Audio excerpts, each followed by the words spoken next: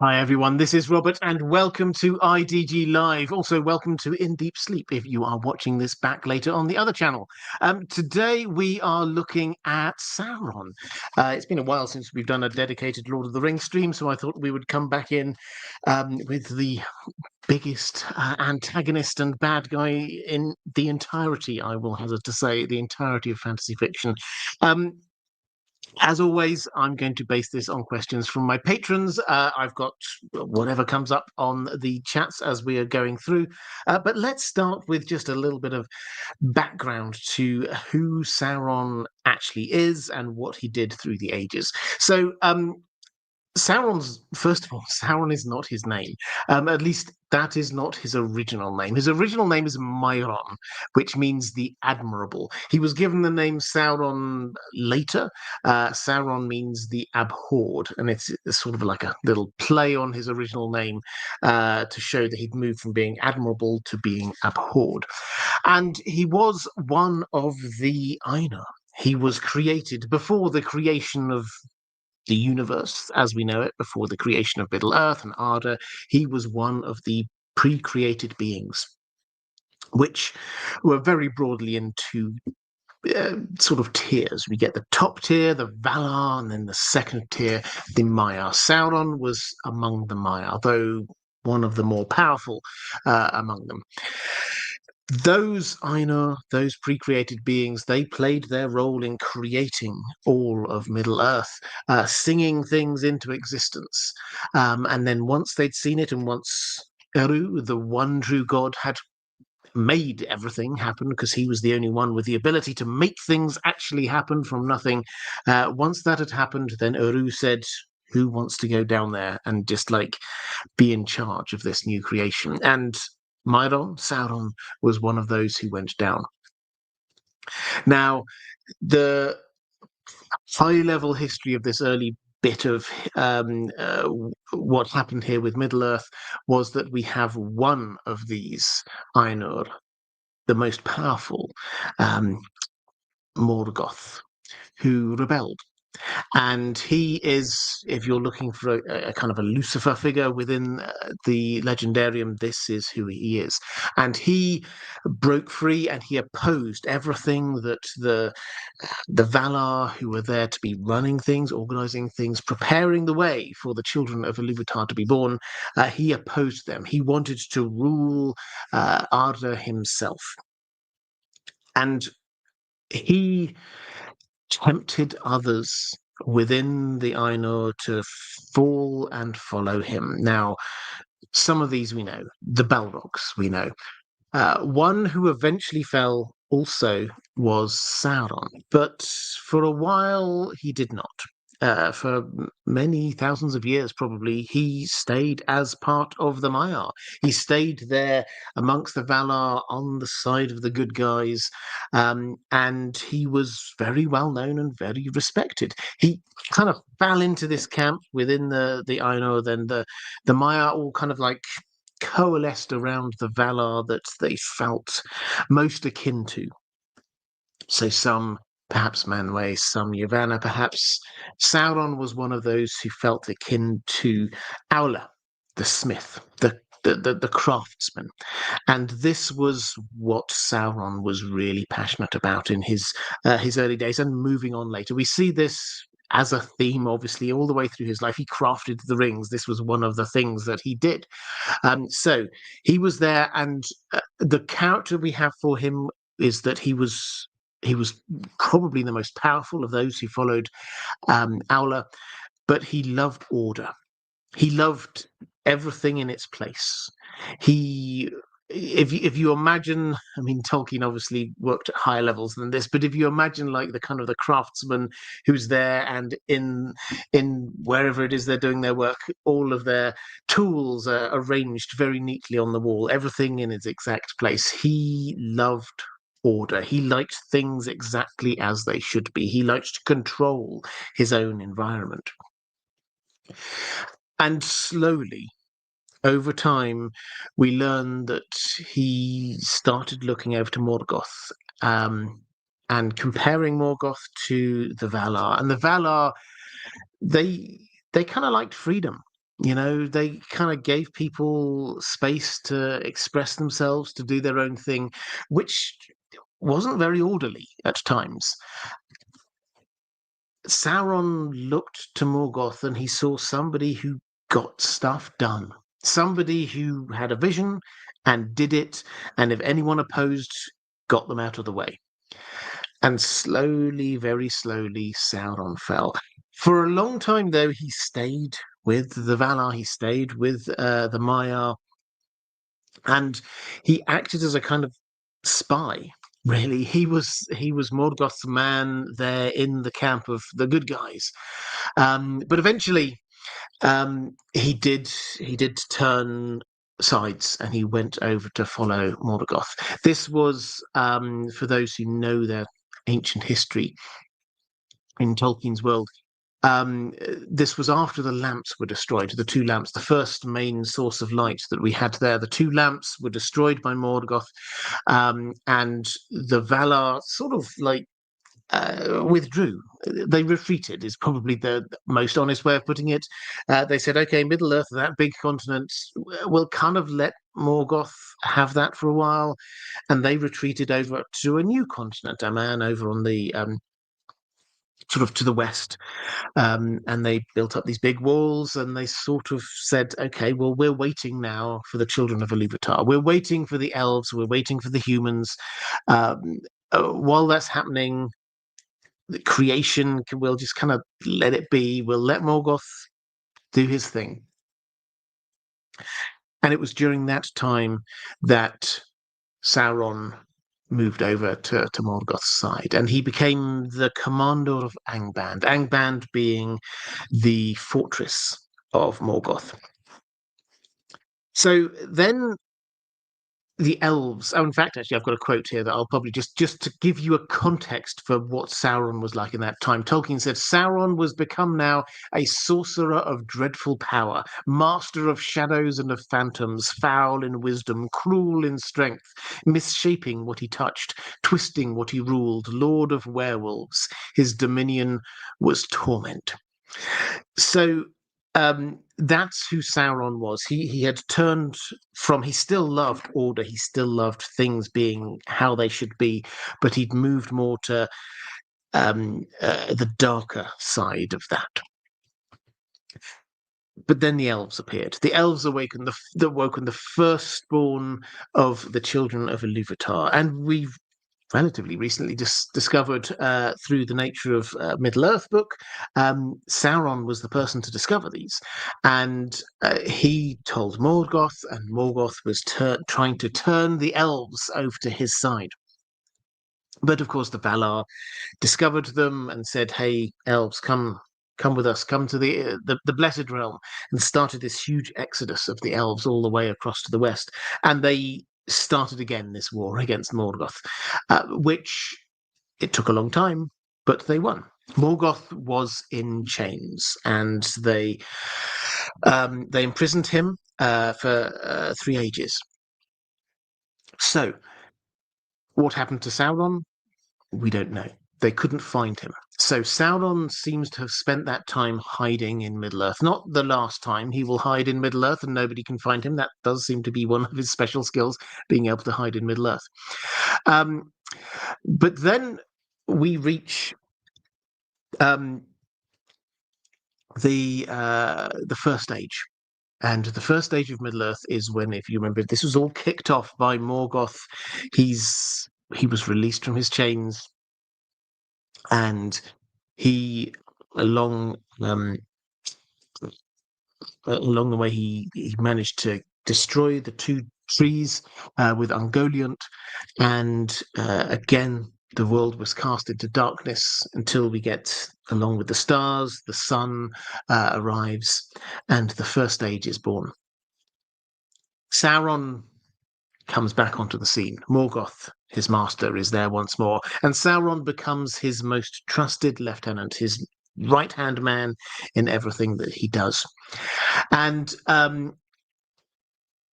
through that, he starts off being this kind of commander of Angband, but then he gets given a more a roving brief. He takes the Isle of Tol Sirion through this age, and as a high-level history of the First Age, what we have Morgoth in Angband, who is there kind of in this really long siege for hundreds of years. And then he breaks out. And for the next couple of hundred years after that, it's this long, slow battle where he takes elven refuge after human refuge, one after another, until finally we get the Valar themselves intervening. During that period, Sauron takes on a lot more of a roving role, and he takes this island of Tol Sirion and he turns this into what's called the Isle of Werewolves. And this kind of plays into this idea that we'll see this a couple of times over the course of the next few years, is that he's a lot more kind of fluid in his physical form during this time. Much later, he loses the power to be able to change his physical form at will. But here, this seems to be something he can just like click his fingers and change his physical form. He can take on the form of werewolves. He can take on. There is a version, an early version of the character that Tolkien came up with, where he was the king of the cats. He's a vampire at one point. He can become all these different shapes, and he also. Morgoth sends him out on these missions, one of which is to kill this human hero called Barahir. If the name is vaguely familiar, Barahir, it's the ring of Barahir that Aragorn has all those years later. That's one of his ancient family heirlooms, which has been passed down to him, the ring of Barahir. But anyway, Sauron hunts him down, and Barahir dies.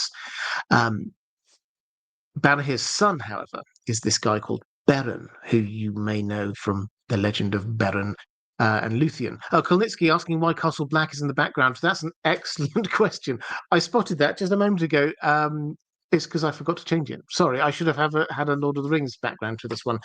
Castle Black's there. I hope you enjoy the picture. It's nothing to do with Sauron. Mea culpa. So he then gets told to kill Beren, and he does. Beren and Finrod. Finrod being he's a great character in and of his own right, but he is the brother of Galadriel. And Sauron captures them both, and on this Isle of Tol Sirion, and they're in disguise for various reasons. They're in disguise as orcs. He knows they're not orcs, but he doesn't know what's going on. And he kills the companions one after another, until he finally gets to Beren and Finrod. Finrod dies, but then Luthien, Beren's lover, and Huan, the best boy, the best dog in the entire history of the world, arrive on the bridge. And Sauron has to turn his attention to them. Now, Luthien and Huan are indomitable people, basically. She is half Maya herself. Her mother, Melian, is a Maya, so she's incredibly powerful herself. Her father is one of the kings of the elves, so she is an astonishingly powerful character. Huan is the Hound of the Gods, so he is, again, hugely powerful. And Sauron, after dispatching wolves and all kinds of things to try and take them out, eventually he himself goes. Huan defeats him. He changes again, until finally he has to flee as a vampire. So that is pretty much the last we see of him. And for the First Age, until the very end, when, as I said earlier, the end point of this First Age is that the Valar, they send the Flus to the Valar. They get Eärendil begs them to come and help out, and they do. And most of the Valar come over, and they eventually defeat Morgoth. Morgoth gets captured. all of his army, his commanders, they get defeated. Morgoth himself gets thrown into the abyss, outside of space and time. Sauron hands himself over to Eonwë, the herald of Manwë. So not Manwë himself, not the king of the Valar, but the Lord of the Valar, but his herald. And Eonwë says, "Okay, it's good that you're repenting, for that is the word that is used. Whether he meant that or not, I did a whole lot video if you're interested in that. But that's certainly the impression that he gave to people. It's good that you're repenting. However, you need to come over and face Manwë yourself, because Sauron was kind of a big deal. They dealt with Morgoth, and Sauron was the next most important person. Sauron, however, doesn't fancy that idea, and for the second time disappears into Middle-earth. No one knows where he's gone. He's disappeared, and he stays disappeared for 500 years into the Second Age. So as we enter the Second Age, Sauron is this kind of big question mark hanging over Middle-earth. Is that the elves, that there's huge changes to the world, that during this period of time, the map shifts, the map changes, but the elves move into what we now basically know as the map of Middle-earth. In the Second Age, we have characters like Galadriel, who's still there, Elrond, who was born towards the end of the First Age, is there, Gil-galad's there. They all know Sauron is somewhere out there, but nothing happens for half a millennium. Then he starts moving around the year 500. And he starts moving in the east of Middle-earth, far away from Gil-galad, far away from Galadriel, Elrond, a long way away from most people's sight. He starts moving, and he starts going to the humans, to the men who had, generations earlier, they had followed Morgoth, because that was what Morgoth's plan was, is that he saw humans were a lot easier to bend to his will than elves were. So Sauron did the same kind of thing. Why? What's his plan here? Well, it seems from what we're told by Tolkien is that he slowly comes to this conclusion that the Valar have now abandoned Middle-earth. So they've gone. And so he looks around, and he probably thinks to himself, I'm now the most powerful being here. And his old instincts kick in, that he looks around and he thinks, this could be more orderly. Somebody should be running this place. And he thinks he's the person to do it. But one of the other character traits we have for Sauron is that he is immensely patient. And so over centuries, he slowly spreads. He doesn't announce himself or anything. He doesn't say, hey, I'm Sauron here. He slowly corrupts the people of the East. And then sort of the next kind of mention we have is the 882. Gil-galad, who is a very wise and insightful leader, he can sense something's going on. He does not know exactly what. Some shadow is rising over in the Far East. He probably had his suspicions. He writes to the Númenóreans and says, you should be aware of this. This is going on. Don't really know what yet. Don't really know how we should combat this, but this is the thing that's going on. So that was the year 882. In the year 1000, Sauron, he starts to spread his net a little bit further, and he looks around to see what's going on, and he sees the elves are still there, and he sees the growing power of Númenor. Númenor, this island continent that the humans who had been true and good in the First Age, they were given this island continent, and they've started to grow strong. and they've started to slowly expand out from that island. They're exploring the mainland now. They're setting up a few little camps and forts and trading centers on the mainland. And Sauron is thinking, okay, so these guys are going to be a bit of a problem as well. So he thinks, I need to have a base. And so he sets himself up with a base in Mordor. Why Mordor? Well, a lot of reasons. One reason is because that's where Mount Doom is. He wants to do forging. The fires there are incredibly powerful. Another reason is, just look at the map. It's very defendable. Mountains around three sides of it. Another reason is it's far enough away from Gil-galad and Galadriel and people like that they're probably going to leave him alone for a little while. It's not too close to the Númenóreans, so he can carry on and do his thing for a while. And in the year 1000, he sets himself up there and he starts building Barad-dûr. Barad-dûr being the great fortress, a sort of an echo of Angband, but this takes hundreds of years to build. And he starts during this time to come up with what to him must have felt like an even more cunning plan. Sauron is all about control. Remember, he sees all these free peoples and he thinks somebody needs to get a bit of order going on here. And so he has his plan with the Rings of Power. And he appears in the year 1200 as Annatar, and he sort of goes the Lord of Gifts. He goes to the elves and suggests, I can give you great knowledge and power. Why don't we work together? And the wise, the Gil-galad, Elrond, Galadriel, they're suspicious.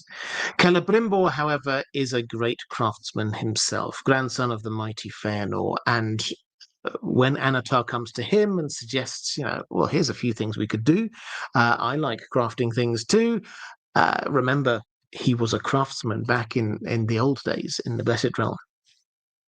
Then he's welcomed in.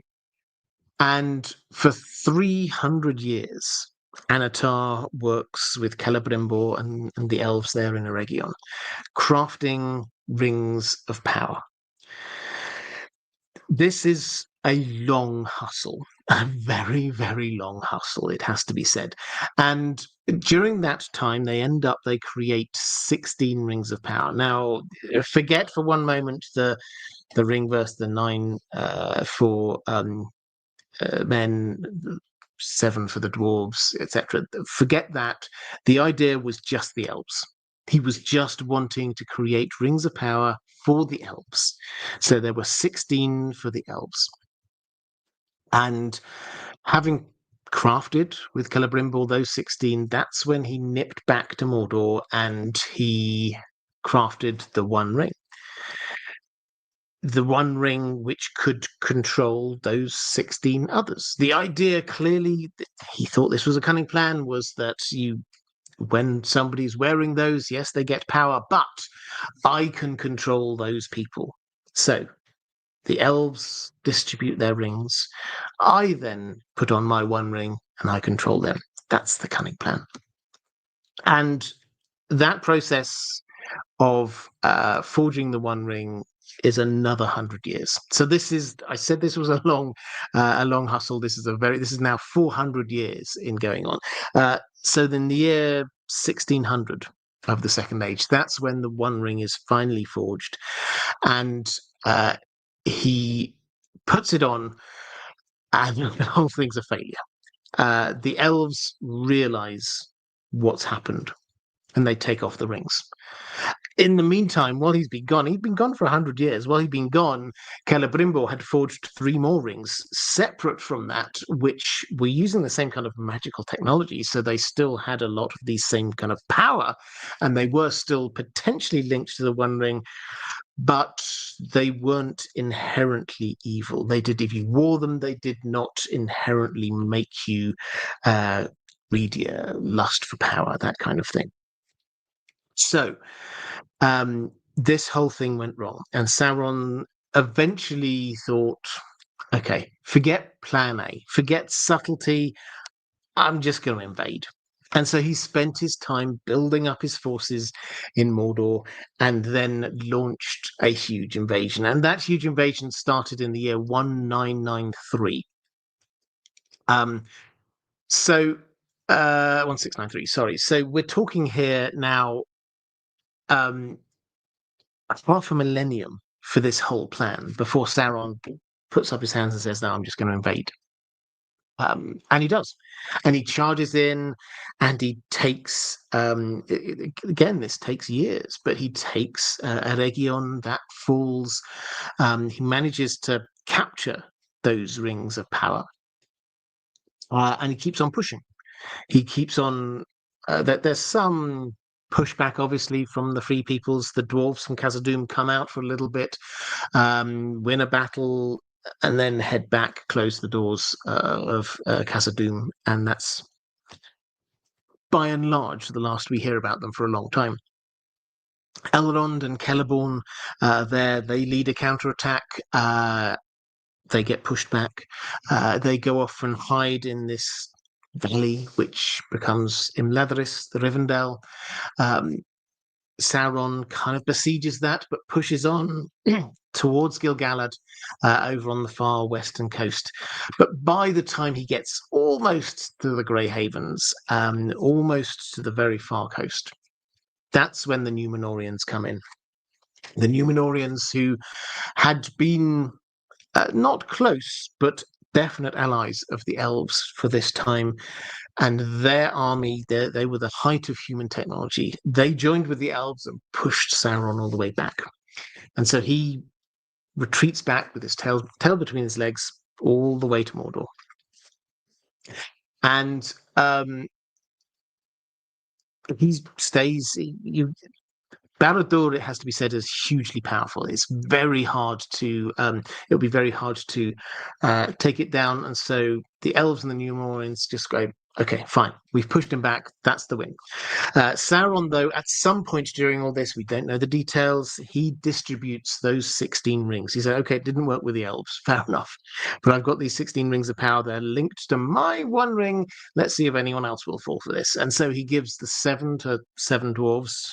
The implication is the lord, the king leader of each of the 7 tribes of the dwarves. One to each of them. That, again, doesn't really work. Yes, this does influence the dwarves. It makes them greedier. It makes them more focused on amassing wealth and diving deeper, which has bad impacts for them in the long run. We obviously know about Durin's Bane, but also 3 more of them.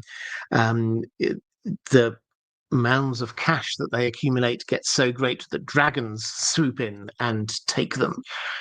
So that's not good for them, but he cannot control those dwarves. The minds of dwarves are inscrutable. They're hard to control. So that's broadly a failure. The 9 he gives to mortal men are a success, though. We know about this. Exactly who he gives them to, we don't get names. We get one name, Hamul the Easterling. We know that 3 of them went to Númenóreans. The other 5, presumably scattered throughout Middle-earth. But they, over time, the people who received those rings, the men who received those rings, they gained great power, great authority in their time, but then faded into being wraiths, and they became the Nazgûl. During this time, though, Númenor gained in power, but kind of slid in morality, is probably the way that Tolkien would see it. And they went from being strong allies of the elves to slightly resenting the elves, to being quite anti-elvish, and with that also anti-Valar. They, at the heart of this, was this feeling that humanity had of injustice in this world. Why was it that the elves got to live forever? Why was it the Valar get to live there in their undying realms? Why do we humans have this short lifespan? Why can't we live forever? And so there was this kind of lingering resentment going on there. And eventually, Sauron was obviously still there. lord in Mordor and lands to the east. They're all his vassal kingdoms there. The Númenóreans were expanding out into Middle-earth. I mentioned about, they set up little ports, they set up trading places, small fortresses and the like. These turned into cities. This turned into an empire, basically, a Númenórean empire, expanding out into Middle-earth. And eventually they saw Sauron as a threat. Sauron was starting to come up with these grandiose names for himself, Lord of Men and things like that. And so they attacked Mordor. And Ar-Pharazôn attacked Mordor, and Sauron gave himself up. Now, part of this is obviously he recognized that the Númenóreans were strong, they were powerful. But another part of it is that he had another cunning plan. He went over as their prisoner to Númenor. And while he was there, he slowly, over years, he started to ingratiate himself with the powers that be, worked his way up from the prison all the way up to becoming the most trusted advisor of Ar-Pharazôn. And he was dripping this honey into his ear about how this was unfair, about what the Valar had set up this world to be like, about the elves. This was all wrong. And he turned Númenor so far against the right path that he managed to get set up in the center of the island this temple to Morgoth. He got them to build this huge fleet, the armament, the great armament, and said, send it to the Blessed Realm, take on the Valar. And they did. And he's there laughing to himself while this is going on. He thinks what is going to happen is that the Valar are going to turn on the Númenóreans and he's just going to wipe the Númenóreans out. And he's made this happen. He is laughing. And he's right in a way. The Valar do turn on the Númenóreans, but they do it in such a hugely powerful way. It catches Sauron by surprise.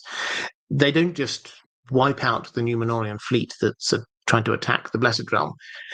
There's this, and Eru himself, the one god himself, gets involved, and Númenor, this island city, gets submerged beneath the sea. This is basically Atlantis. Tolkien often, he would refer to it as Númenor Atlantis. He said when he was younger, he had these dreams, a recurring dream of Atlantis, of this great island kingdom, and the wave crashing over it. It's only when he finally wrote this, he could kind of expunge this from his soul. Only once he'd got this down on paper did he stop having that recurring dream. So this is a hugely important part of Tolkien's understanding of how his world works. But anyway, Sauron gets caught up in this. He wasn't expecting to. He loses his bodily form. This is an act of God. His spirit, however, can sweep back over to Mordor and he can recover. But so powerful was this. He had been this person capable of taking on any appearance, able to change it, shift his shape all the time. He now couldn't. He could amass a physical form, but that physical form was representative of his soul. Tolkien doesn't use those exact words, but that's basically what he's saying, is that the only form he could take on now was that of a dark lord. So that's the form he takes on. And he takes some time to recover. And while he's recovering, then he sees around him that not all of the Númenóreans are dead. Some managed to survive. Elendil, Isildur, his sons, survived. And they're now setting up kingdoms here on Middle-earth. In particular, we have Gondor, literally right outside Mordor. And what's he going to do? Well, Sauron, at this point, his cunning plans are at an end. I'm just going to attack. He raises his forces again, charges out, takes on Gondor, and pushes on, besieges what is Minas Tirith, and pushes on into Middle-earth. That's when we get the last alliance of elves and men, which is the last alliance, because after this point, the elves, huge amounts of elves, start leaving Middle-earth. And so the two, the elves and men, come together in this final great battle with immense heroes here. We have Gil-galad, we have Elendil, Elrond is there, Círdan comes along, Isildur. These are all legends of Middle-earth. And they push Sauron all the way back to Barad-dûr. And he's besieged there for some time until finally he emerges from his fortress and just has at the enemy, the besieging force against him. And he is taken down. He manages to kill both Gil-galad and Elendil, but he is taken down. And Isildur uses, we know the story, obviously, the broken sword. This was Elendil, his father's sword. The broken sword, he uses that to hack the ring from Sauron's finger. And with that, then Sauron's power is vanquished. He loses his bodily form again. The ring obviously eventually gets lost in the Gladden Fields, and Sauron disappears. And we're left in the same kind of situation we were at the beginning of the Second Age, is that the wise in the world are there going, I'm pretty sure he's still around somehow, somewhere, but we don't know where. And this time that kind of silence lasted for about 1,000 years. And he eventually reappears, again, does not announce himself, but eventually he reappears in southern Mirkwood and takes the old elven fortress of Dol Guldur. And obviously his presence becomes known, and he becomes known as the Necromancer. And he grows in power over the centuries that follow. This about this time, the Valar could clearly sense something was going on. This is about the time around the year 1000-ish when the Astari get sent to Gandalf and co. get sent over to Middle-earth. But for 1,000 years, give or take, he is there. The Witch King is doing strong work. This is the leader of his Nazgul, the Ringwraith, who he has given the most power to, is doing his work. But in around the year 2063, in fact, Gandalf gets suspicious of the Necromancer, and he goes to have a look, have a little investigate, see what's going on, and he heads into Dol Guldur. Sauron at this point is still not fully recovered. He just flees. He's gone. Gandalf is something strange going on here.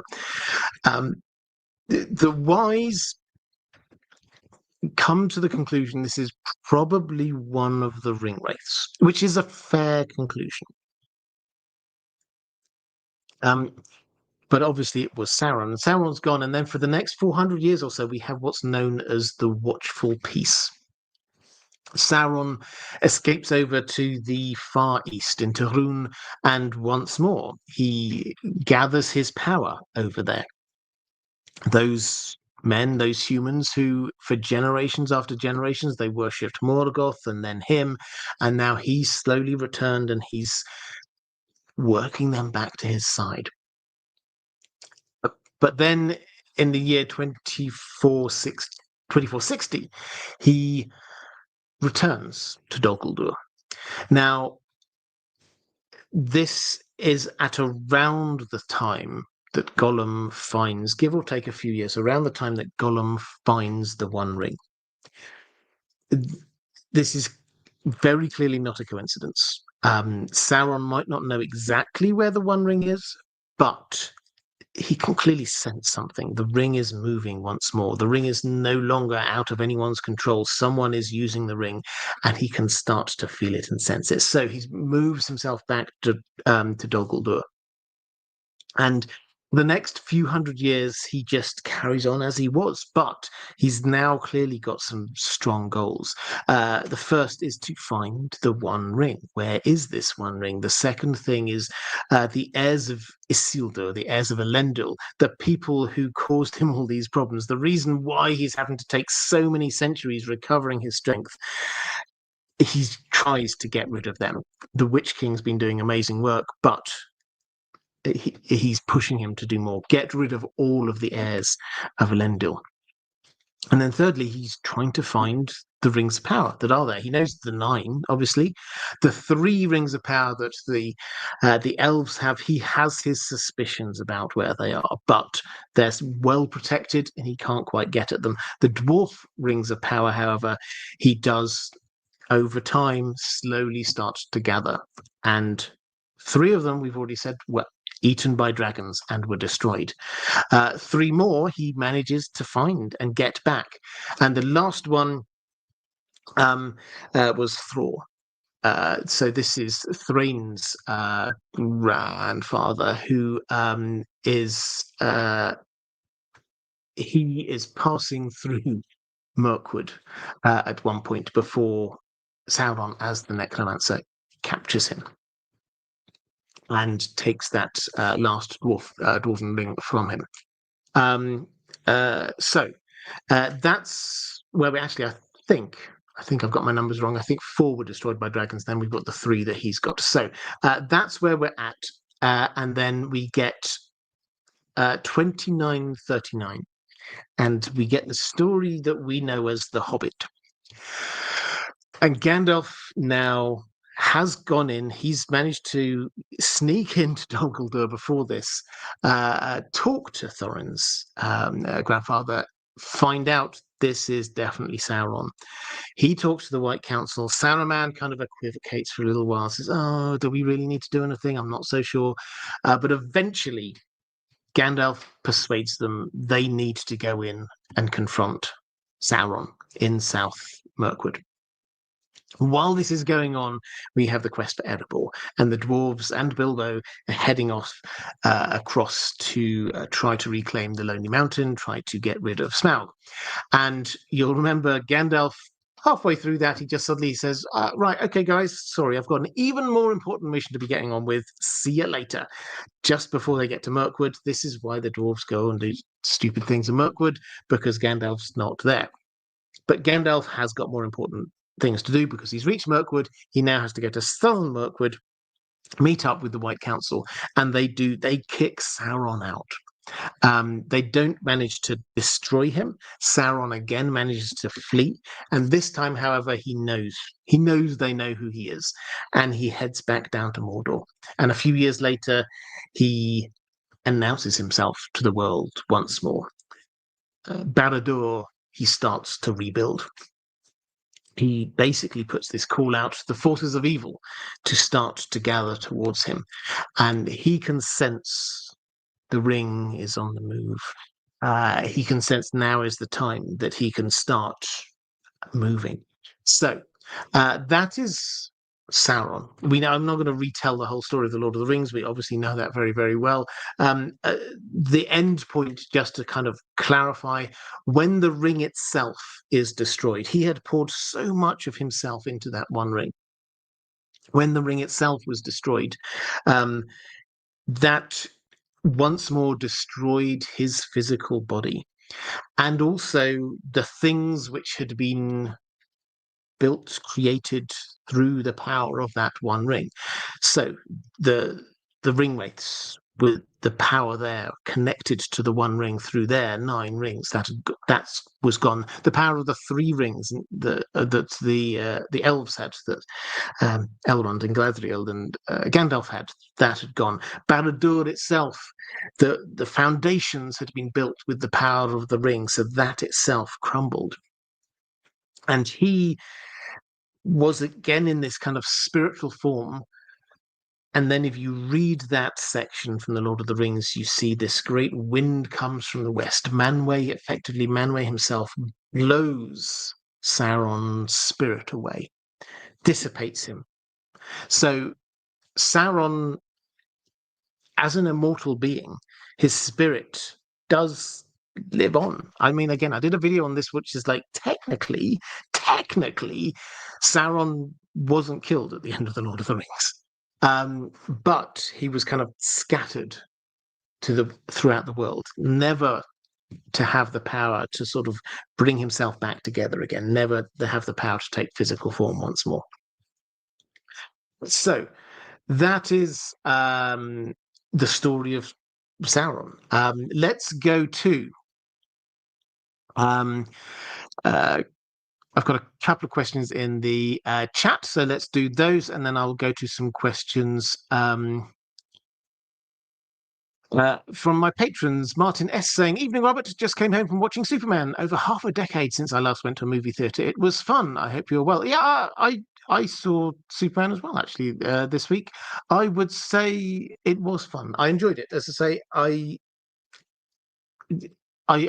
appreciate any film that makes people talk, and this is good. I still have a degree of superhero fatigue, I will have to admit. This was not the world's greatest ever superhero film, nor was it bad. It was actually kind of good. In my view, that's my headline review.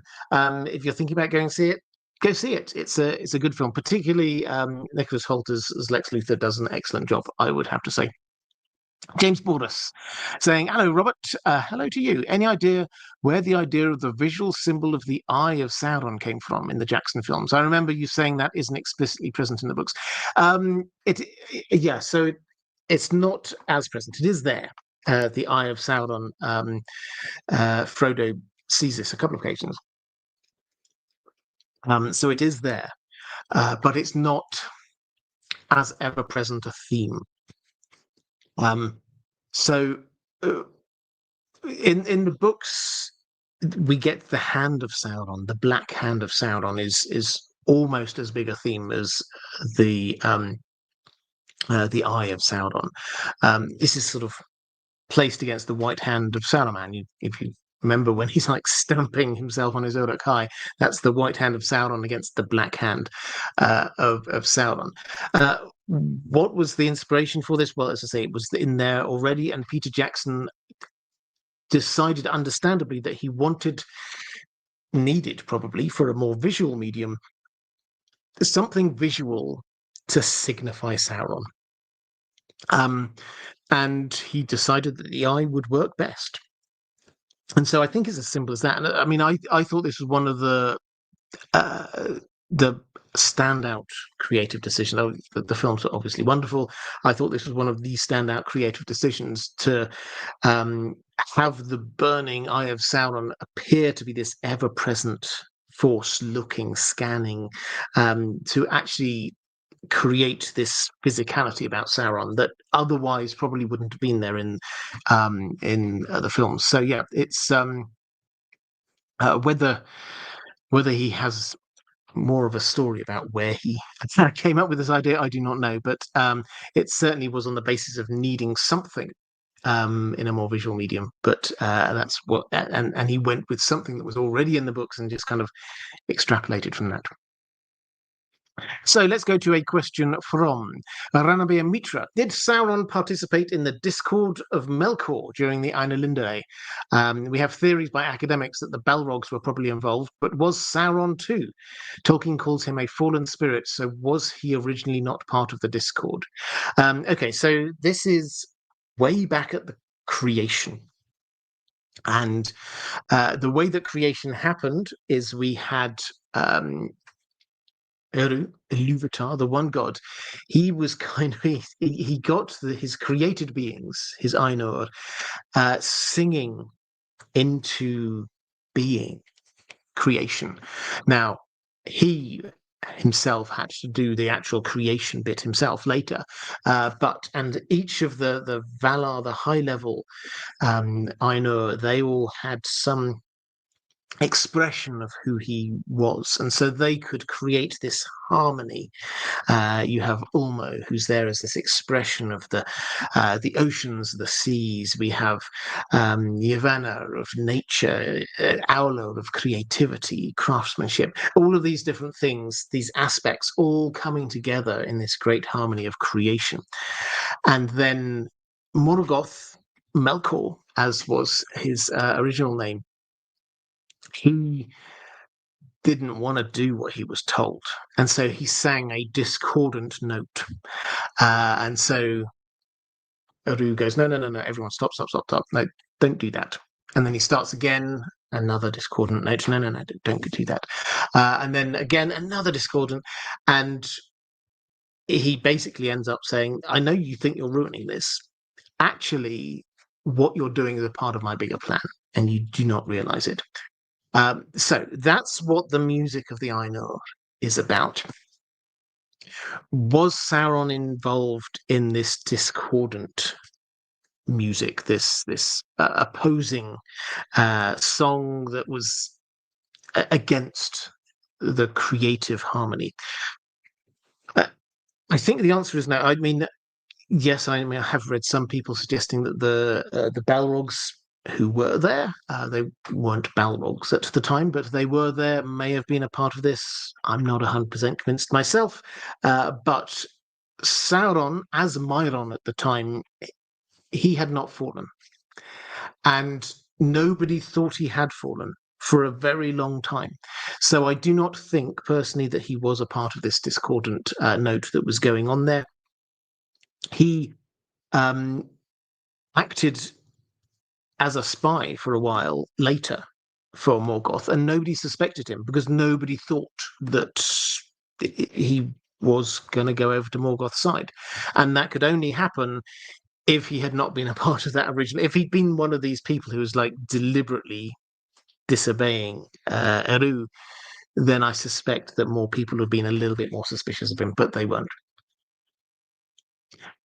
Land of Always Winter saying, just a thank you for that excellent overview. Well, you're very welcome.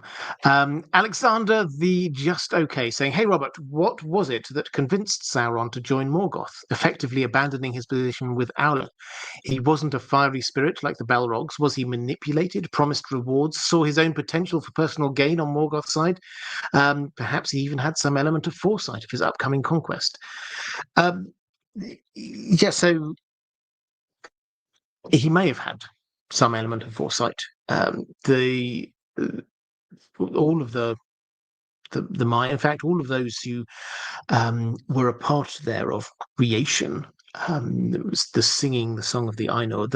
They were not just singing into creation a new thing; they were singing history. There were some bits that were hidden from them, specifically those elements to do with the children of Iluvatar, what happened at the end of time, things like that. There were elements that were hidden to them, but they were singing in history as well. So it's possible that he had some kind of foresight here, but all we're told by Tolkien is his character and therefore what he saw in Morgoth. His character, he loved order, and he hated what he would see as chaos, and he will have looked around, and I think this is a push as well as a pull. He would have looked around at the Valar, and the Valar, as much as Tolkien writes them as being this sort of great kind of pantheon of gods, that he always has this element to them that feels quite a lot like if you imagine the Greek gods or the Norse gods. These aren't perfect beings. These are beings that squabble. These are beings that get stuff wrong. And when you look at the Valar, they do a lot of that. They disagree about stuff. They lose a lot of battles to Morgoth. It's very noticeable. When I was talking earlier about Morgoth knocked over the two lamps were basically what they were, and this is all obviously in legendary kind of language. There were these two massive lamps on the top of these mountains that were providing the light by which the Valar were making this world. And then Morgoth kind of knocks them over, and they have this fight with Morgoth, and then they kind of retreat and they just go off into another place, and say, okay, well, you can be in charge over there. And they don't look as strong as we sometimes think they are. Morgoth, at the height of his power, could take on most of them on his own, it would appear. And they were very relaxed about freedom. When the elves were arrived, the Valar decided the best thing, when the elves woke up, the Valar decided the best thing for the elves is they should come over to the Blessed Realm. And whereas the Valar look back on it and say, well, we were a bit heavy-handed about that, in reality, they said, you should come over here. And some of the elves said, yeah, we'd rather not. And they go, okay. And then along the way, some of the elves go, actually, we quite like this bit of land. We'll stay here. You guys carry on. And the Valar went, okay. And then when they get to the far shore, some of them are going like, well, you know what? I quite like being here on this shore. And then some of them get taken over there and go, well, actually, we don't really want to go all the way over to... And the Valar do not impose their will. And Sauron, who is somebody who loves order, and he loves control, will have really struggled with that as a concept. If you think something should happen, make it happen. And he looked over to Morgoth and he saw somebody who just did stuff. Morgoth thought, I'm going to do this. And then he does it. And if anyone opposes him, he gets rid of them. And that was a kind of a push-pull that eventually seduced him over to Morgoth's side. And yes, I suspect there was a large element of Morgoth saying, you can be my right-hand man. You can be in charge of this. You can rule that. And that will have worked well for Sauron. So there are multiple elements, but fundamentally, this was this kind of push-pull.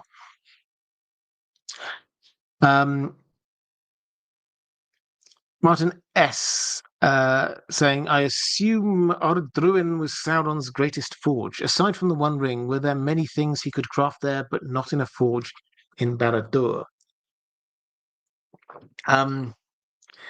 Yes, it was. So this is Ardruin, Mount Doom. He turns this into a forge. And this is the... I've got another question on this from you, I think, Martin, later, so I'll come into a few more of the details about it in a moment. But yes, the fires here were incredibly hot, and so he could forge things that he probably could not forge elsewhere. Now, sadly, we're not given this full list of all the different things that Sauron forged, but he definitely did. One other thing we are aware of that emerged from Mordor was Grond. Now, whether that was forged in Ardruin or in Barad-dûr, we're not told exactly, but it's very clear to me that Sauron loved creating things. He always had done from the very beginning. And he would have forged, he collected things like mithril. He avidly gathered mithril, not because he wanted to make things look pretty. We don't see anything anywhere on him in Mordor, anywhere where they've taken pretty bits of mithril and things like that. Well, it's for weapons of war, almost certainly. So, and we would have seen these, I suspect, had the war continued, we'd have had more weapons of war, like Grond, which was specifically aimed at knocking down the gates of Minas Tirith. We'd have had similar things which were specifically aimed and created in order to be taking on other strongholds, something that he thought might help him take on Fangorn or Rivendell or Lothlorien or whatever it is. I suspect those will have been forged there. Tolkien doesn't give us a definitive, these are the things that could be done in Ardruin and not elsewhere. But it's very clear that that was where the strongest fires were, and therefore, if he wished to create the strongest things, it would be there.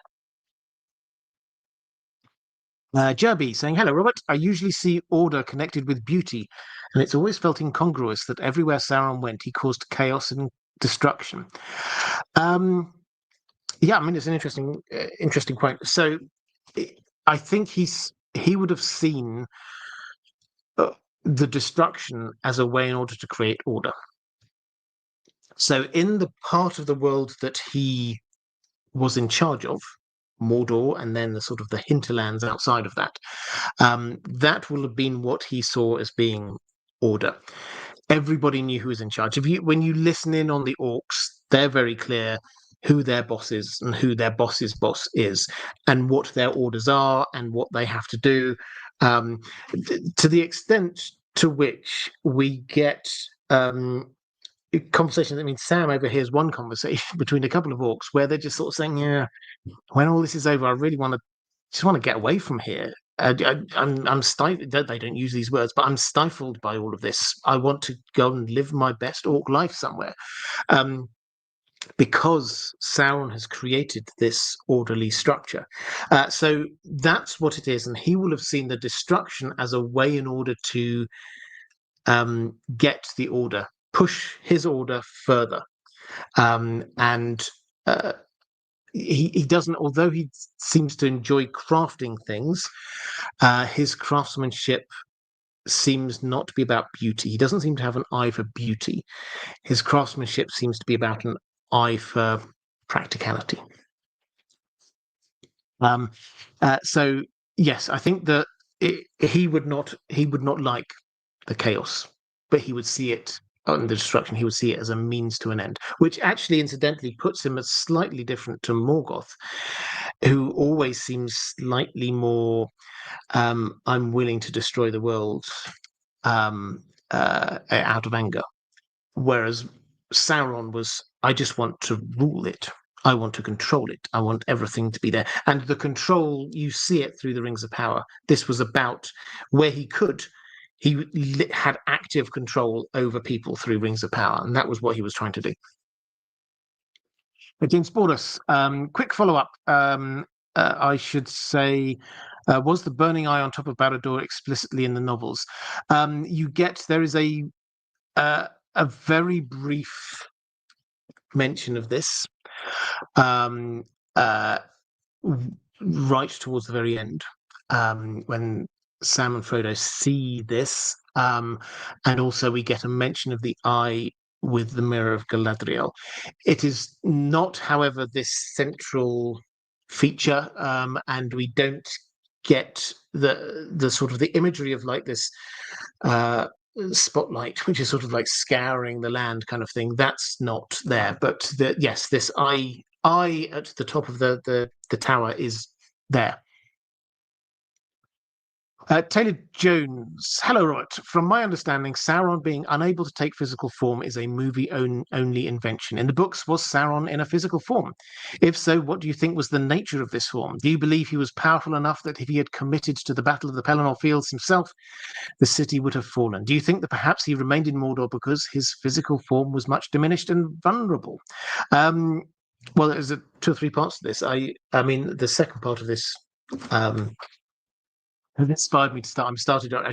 I will write a video on why didn't Sauron leave Mordor, because I think it's a fascinating question. But in terms of his physical form, it's pretty clear he did have a physical form at the time of the Lord of the Rings.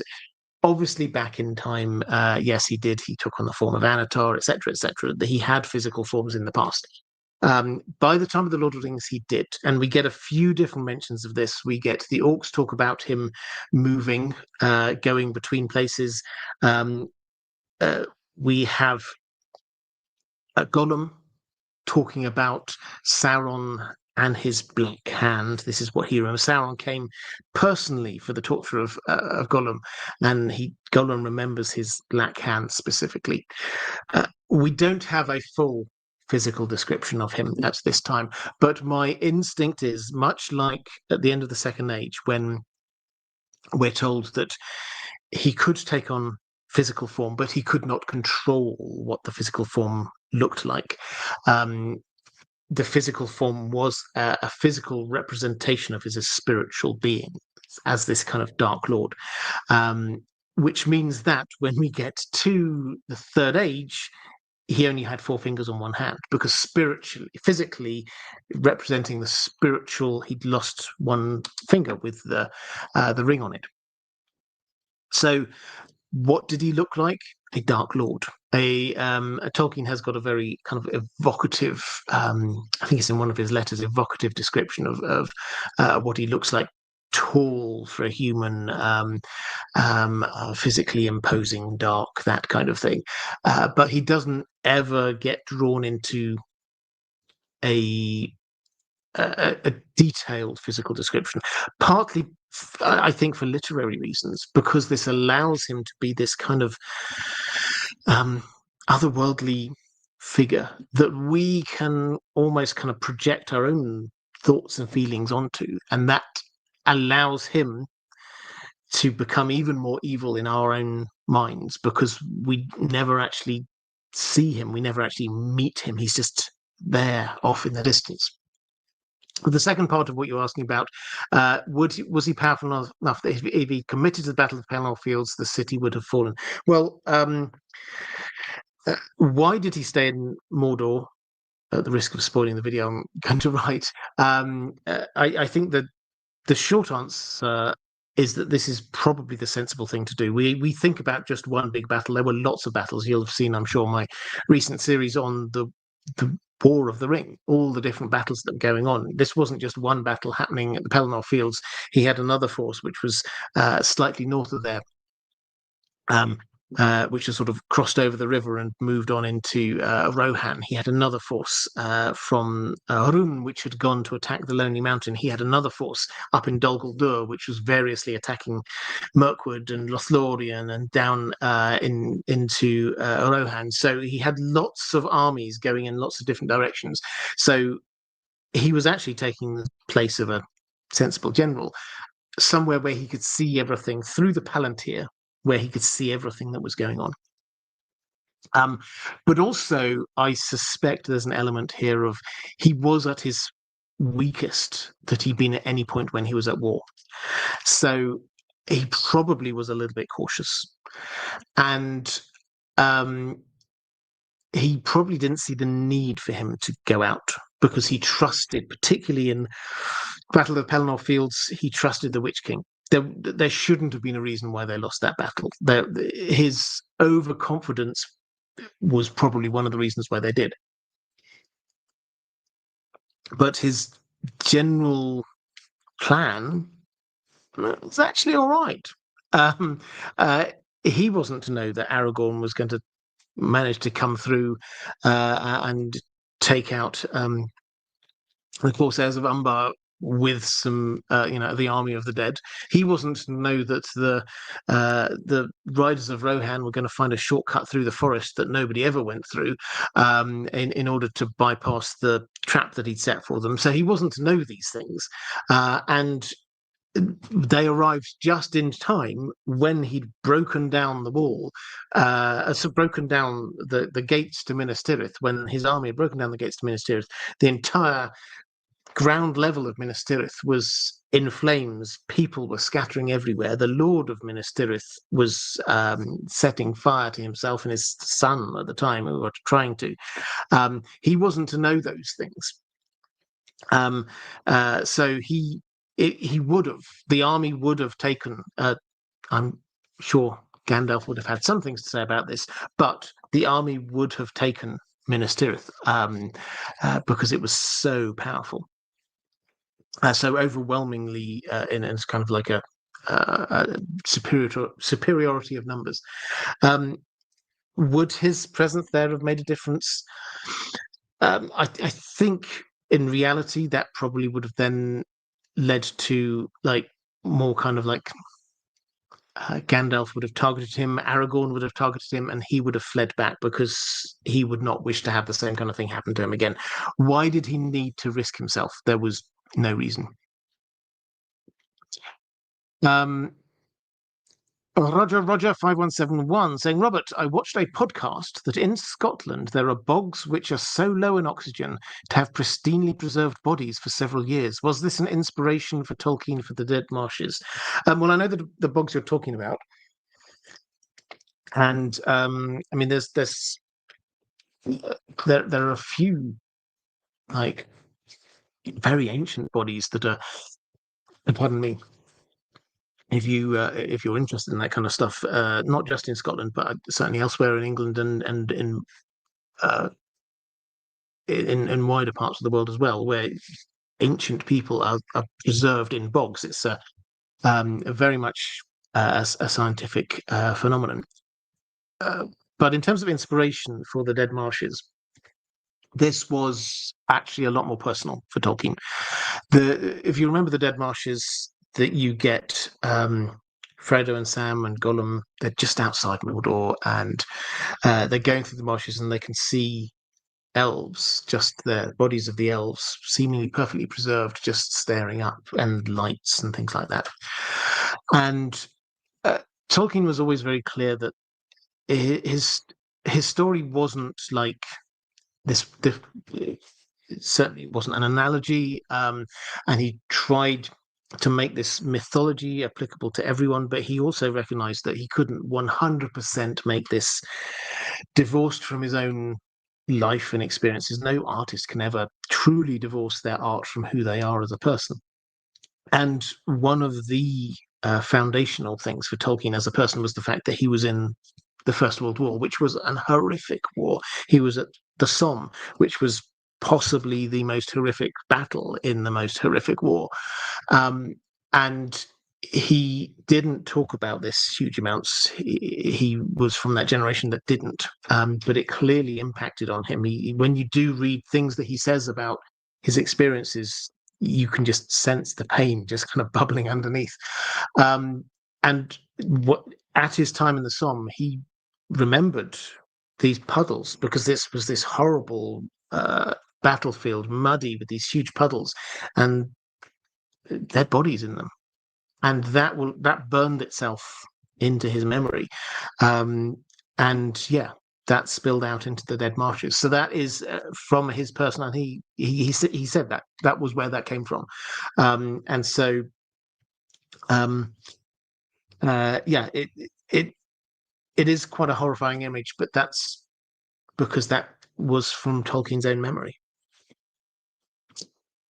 Let's go to Ranbir Mitra. What happened to Sauron after Luthien and Huan defeated him? This is back in the First Age. We hear that he became a vampire bat and went to the forest in Dothonion, after which we hear nothing till the War of Wrath was over and he repents to Eonwë. I know it's complete speculation, but what do you think he did for all those years? I'm guessing it's 100 years or so. Yeah, it was a long time. So we don't know. We don't have an answer to exactly what he was doing. The story in the Silmarillion is not the story of Sauron. Sauron is not the main person until we get on into the Second and Third Ages. So he's a second in command. I think there's two possibilities here. I think the first possibility is just the standard one. He went back and reported to Morgoth, and Morgoth said, "Right, okay, let's go. We're now taking on all of Middle-earth, and then there's battles aplenty after that. We just don't hear about Sauron because he wasn't at the forefront of any of them." That's the bog standard answer. There is another one, though, which I think that depends on your analysis of Morgoth, because you have to imagine here that Morgoth has put his most trusted right-hand man and said, "Okay, can you go out and kill this guy Beren? He's being really annoying." And Sauron captures Beren, but doesn't know who he is. And then not only does he not kill Beren, but then he gets himself defeated by Luthien and Huan. And the three of them then head on up to Angband and manage to take one of the Silmarils from Morgoth's crown. And the Silmarils, they were his pride and joy. He loved the Silmarils. So you have to ask, what do you think his reaction would be to Sauron, who had Beren in his hands and didn't kill him? And potentially had Luthien and Huan in his hands and didn't dispatch them either. And they went on to humiliate him in his own castle and take one of his most precious belongings. Is it possible that Sauron actually, at that moment, thought, yeah, you know what, I don't really want to go and report back to my master at this point. I'm just going to hang low for a while. I think it's possible. So I think either of those two things, I think the standard reading from most people is that we just don't read about him because he doesn't do anything in particular. He just rejoins the cause and carries on. But I think there's a possibility that he did think twice before reporting back to Morgoth. Let's go to Rabbi Mitra again, saying we see a notable decline in the character of Númenórean rulers through the Second Age, and particularly after Tar-Minastir defeated Sauron in the War of the Elves and Sauron. My theory is that Sauron introduced some evil and magic into Tar-Minastir, which eventually sowed the seeds of the King's Men faction right until Pharazôn. What do you think of my theory here? To me, it seems more likely that if Sauron had to take a loss in that war, it had to be on his own terms. Well, it's an interesting one. So it's very clear that, yes, you're right. From this moment on, the decline of the Númenóreans kind of morally accelerates. Now, do we blame Sauron for this? I absolutely understand you're thinking that if Sauron accepts the fact he's going to lose, then he'll try and still try and get some small victory out of this. So I understand that. But I don't think that this was a choice of a loss. Unlike later, when he gave himself up, that seems to have been him with some kind of cunning plan. Here, we don't read about this at all. So my instinct is no. And I would kind of follow this up with, I like the idea, and I think Tolkien also liked the idea, that this was humanity's failing. Númenor was men falling, not because yes, the very last bit, obviously Sauron was there pushing them, but that fall all the way down, this was humanity grappling with humanity's own problems and their own frailties. And not all of the Númenóreans fell. We clearly still get the faithful, Elendil and his family. They did not follow this slow descent. But personally, I like this idea that this is humanity. And I think Tolkien liked this idea that this was humanity and showing us the two ways that people can go. And that the majority and the easy way is actually not good. It's the harder way, the narrow path. I think this fits in with Tolkien's theology very well. It's the harder way, the narrow path, the fewer people who actually will survive and get the glory at the end. Yeldenil saying, hi, Robert, Dan, and thank you, mods. Yes, moderators, time to say thank you to you. If you are watching this live over on YouTube, then if you're there in the chat, the people who are keeping the chat a happy and uplifting place, the people who are there making sure that the bots don't interrupt things, making sure that the chat can remain uplifting, the moderators are excellent. I'm biased, but I think these are the finest moderators on YouTube. So if you could just show the moderators a little bit of love, I would hugely appreciate that. And while I'm showing a little bit of love, patrons, thank you. I hugely appreciate your support. That's why I prioritize questions from my patrons in these live streams. If you do want to support this channel, the best way to do that is through Patreon. There is a link, I think, down in the description. You can also, if you don't want to go to Patreon for whatever reason, you can be a channel member here, and there is somewhere around here there will be a link to doing that. The other announcement is I said this I think last week, but if you missed it, my videos on my main channel are now available over on Spotify. So if for whatever reason you find it easier to consume things on Spotify, you just want to help me out by going over there and giving a positive review, whatever it is, just go to Spotify, just search for Indie Geek and you will find me. So I'm uploading basically all of my past content up onto there as we speak. So you will find things appearing there on a daily basis. Right. Yeldenil was the question. Saying that I fear this may be an overdone question, so excuse me if it is. No such thing. Do not worry. How could Gollum and later Bilbo use the ring without drawing Sauron's attention and minions towards them? Why did it take Sauron so long to become aware of the ring being found and used again? So this, I did do a video on this called something like, "Why couldn't Sauron sense Bilbo?" If you want the longer, more detailed answer. But the headline here is that this is another one of those book v film things that's on a slightly more thematic level rather than the sort of a technical thing. But one of the things they used, I think, to really good effect in the films, again, this is another one of those changes I think actually worked very well within the visual medium. One of the changes they made was this idea that if you put on the ring, suddenly laser focused, Sauron, Eye of Sauron's on you. The Black Riders will screech to a halt, shriek, face the opposite direction, and start charging towards you. It's like a homing beacon when you put on the One Ring. I think that worked really well in the films. I think that added to the tension. I think that added to the fear. That's not what happens in the books. So putting on the ring does not instantly make either Sauron or the ring wraiths know exactly where you are. That's not how it works. There are two clear exceptions to this. Frodo put on the ring 5-6 times, I think, in the books. Off the top of my head, somebody will be able to remember another one.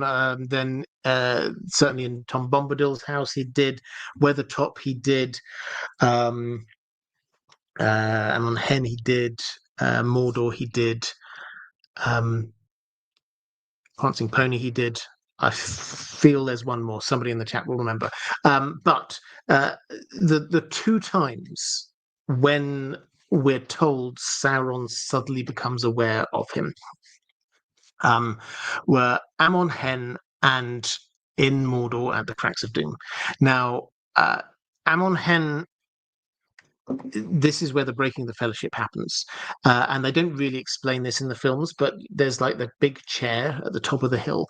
That was like the seeing chair. That was a magical chair, basically, which allowed you from there to be able to sort of see far and wide about what's going on. And when Frodo put on the ring, that then kind of like broadcast it. And so when he was kind of looking around and he kind of like locked gazes down over onto Mordor, suddenly Sauron's like, "What? Oh, over there, we're there." And you can suddenly you read, and it's quite intense, that bit of writing. Suddenly Sauron is searching, hunting, I know roughly where it is, homing in on where Frodo is. And that's when Frodo hears the voice, "Take off the ring, you fool," which is Gandalf, who can also sense what's going on. So that first time there, he's basically on this kind of magical broadcasting chair. The second time is in Mordor itself, at the Cracks of Doom, and he puts it on, and that's the moment. And we're told, well, he puts it on and claimed it in a way that he never had before, and that's the moment at which Sauron becomes aware of where it is, and also the Black Riders, the Nazgul on their fell beasts, suddenly turn and race back towards there. So that is different because it is there, the magical place where it was created, and also because Frodo was claiming it. He wasn't just quickly using it to kind of go invisible or something like that. He was claiming it. So those are the two times. Other than that, he doesn't sort of appear sort of like pinging so that Sauron can find him that easily. And that is why you have Bilbo, who happily puts it on several times in The Hobbit, and afterwards, we don't know how many times, but we certainly know that he increasingly would use it for hiding from the Sackville Bagginses and at his birthday party, things like that, quite a few times. And Sauron didn't know that he did it. Gollum would use it when he was creeping up on goblins to kill them. So it's very clear that just putting on the ring did not attract that attention. At which point we have to put the big asterisk in and say, but that isn't to say it does nothing, because they can sense it in some way. There's a drag. There's a pull. We're told that the Nazgul had this. They were kind of drawn to the ring. Sauron, you can kind of. It's not a coincidence that when Gollum finds the ring, that's the time he moves back to Dol Guldur, literally just a few miles from there. He can sense it, but it's not just like a radar bing bing on a radar of knowing exactly where it is. So that's the slightly long version of the short answer is it's not like that in the books.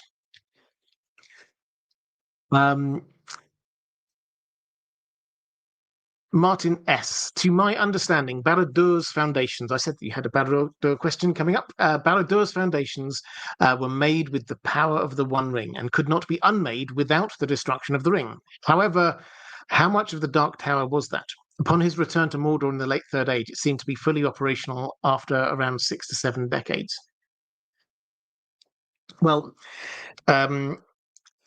at the end of the Second Age, when Sauron is properly defeated, the ring cut from his finger, etc., they destroyed the Dark Tower, Baradur, except for the foundations, which they could not destroy. Now, how deep are those foundations? We're not told. We don't get a walking tour of that, so we're not 100% certain. You're right that when Sauron, towards the end of the Third Age, moves back, he orders the rebuilding of the Dark Tower of Baradur. That takes them 60-odd years. Now, he is working with slave labor, so it's entirely possible, and to an existing design. I personally, I don't see that that's too long a period in order to be rebuilding a massive tower. But I think that the clear idea is that it wasn't that the foundations were built with the power of the ring, and the stuff that built on top was not. So when the ring was destroyed at the end of the Third Age, the foundations crumbled, and the whole tower came down because of that. You also asked what it would take to break into Baradur in a full frontal attack. Obviously, the army in the Last Alliance was unable to, and more obviously, the Free Peoples in the War of the Ring were obviously not able to either. A siege was at least plausible in the former case, but not the latter. Could the Noldor in the First Age have done it, or would nothing less than a Valar assault suffice? Well, we're not told. Again, this is the kind of Tolkien loves detail and does huge amounts of detail about some things, not so much about others. So we're not told this exact level of detail. Yes, there was a siege with the Last Alliance of Elves and Men, and clearly there wasn't enough power with the humans and the elves at that time to destroy Baradur. Or not to destroy it. They could destroy it later, but to assault it. The implication is before that, Sauron gave himself up to the Númenóreans. Yes, this was part of his. This is before he went off to Númenor as a prisoner. Yes, he had a cunning plan to give himself up, but nobody there seems to have thought, why is he doing that? He could survive in there for decades. So I think the implication was that it wasn't beyond the scope of maybe this could work. Maybe we could assault this place. Your question is about the Valar, whether they could take it down. I think the answer to that is yes, they could. The Noldor is an interesting one. So when the Noldor first came, this is at the very beginning of the First Age. When they arrived, this is Fëanor and co. With them were Galadriel and many other legendary figures. That when they came across from Valinor, from the Blessed Realm, into Middle Earth, they were superpowered. Again, not the exact words Tolkien uses, but that is basically what he says. They had been there in the light of the two trees of Valinor, and the light of the two trees of Valinor was not just, this is kind of bright. This was a holy, nourishing light, which kind of filled them up. And so when they arrived in Middle-earth, very little would be able to stop them. That faded over time. But you get Fëanor, who, yes, he was killed, but for a long time he held off half a dozen Balrogs by himself, which is quite impressive. Tolkien does kind of hint that had he got through to face Morgoth, then yeah, it's a good chance he could have taken him on. We certainly seen Fingolfin later not defeat Morgoth, but certainly hold his own against Morgoth. So there's so the Noldor were very powerful. This isn't just elves; these are incredibly powerful elves.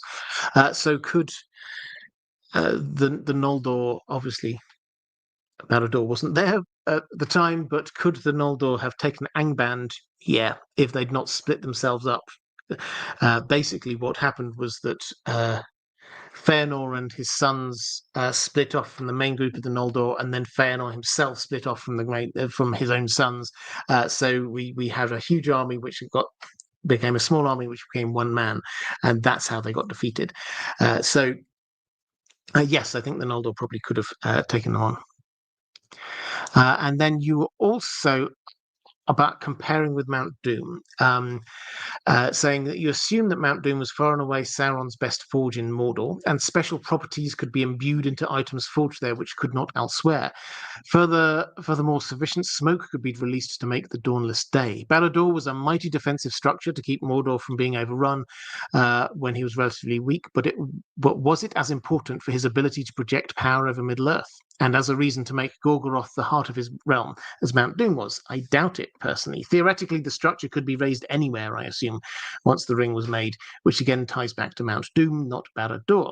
Okay, so how powerful, magical, important is Mount Doom compared to Barad-dûr? You're right, we always talk about Barad-dûr as being this kind of the center of power, the Dark Tower. Was that place specific? And I think the answer to that is no. He could have built a mighty strong power with the power of the One Ring somewhere slightly different. There's no doubt it was in a very impressive place. It was there sort of in this mountainous region, very hard to get to start with, protected on lots of sides, so that made it even more indomitable. But in and of itself, it wasn't. Mount Doom is an interesting question because is that in and of itself magical? I think you're right that it was very specific to the place, and this was one of the reasons why he chose Mordor, because Mount Doom was there. Now, why is it important to him that Mount Doom was there? It's a volcano. I think there is definitely the element of he liked this idea that he could make this part of the world darker so that he could have the orcs live there as a homeland. That's definitely part of it. Um, Having a forge with such incredible heat that he can create things that cannot be uncreated elsewhere, I suspect was also quite a lure. And when I say things that couldn't be uncreated elsewhere, Gandalf, when he's talking about destroying the One Ring, he says it can only be destroyed in the fires of Mount Doom. Perhaps there were once some dragons whose dragon fire could have destroyed it, but those dragons have now gone. But nowhere else is the fire strong enough and powerful enough to do this.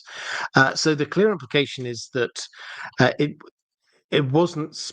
The fires were so strong there that you could create things that could not be uncreated elsewhere, which will have been a huge draw for him. But also then we have to ask, is there something specifically magical about the Mount Doom fires? And the kind of hints are maybe there are. Tolkien doesn't write his magic system, we all know this, is very light and loose. He doesn't explain it in any huge amount of detail.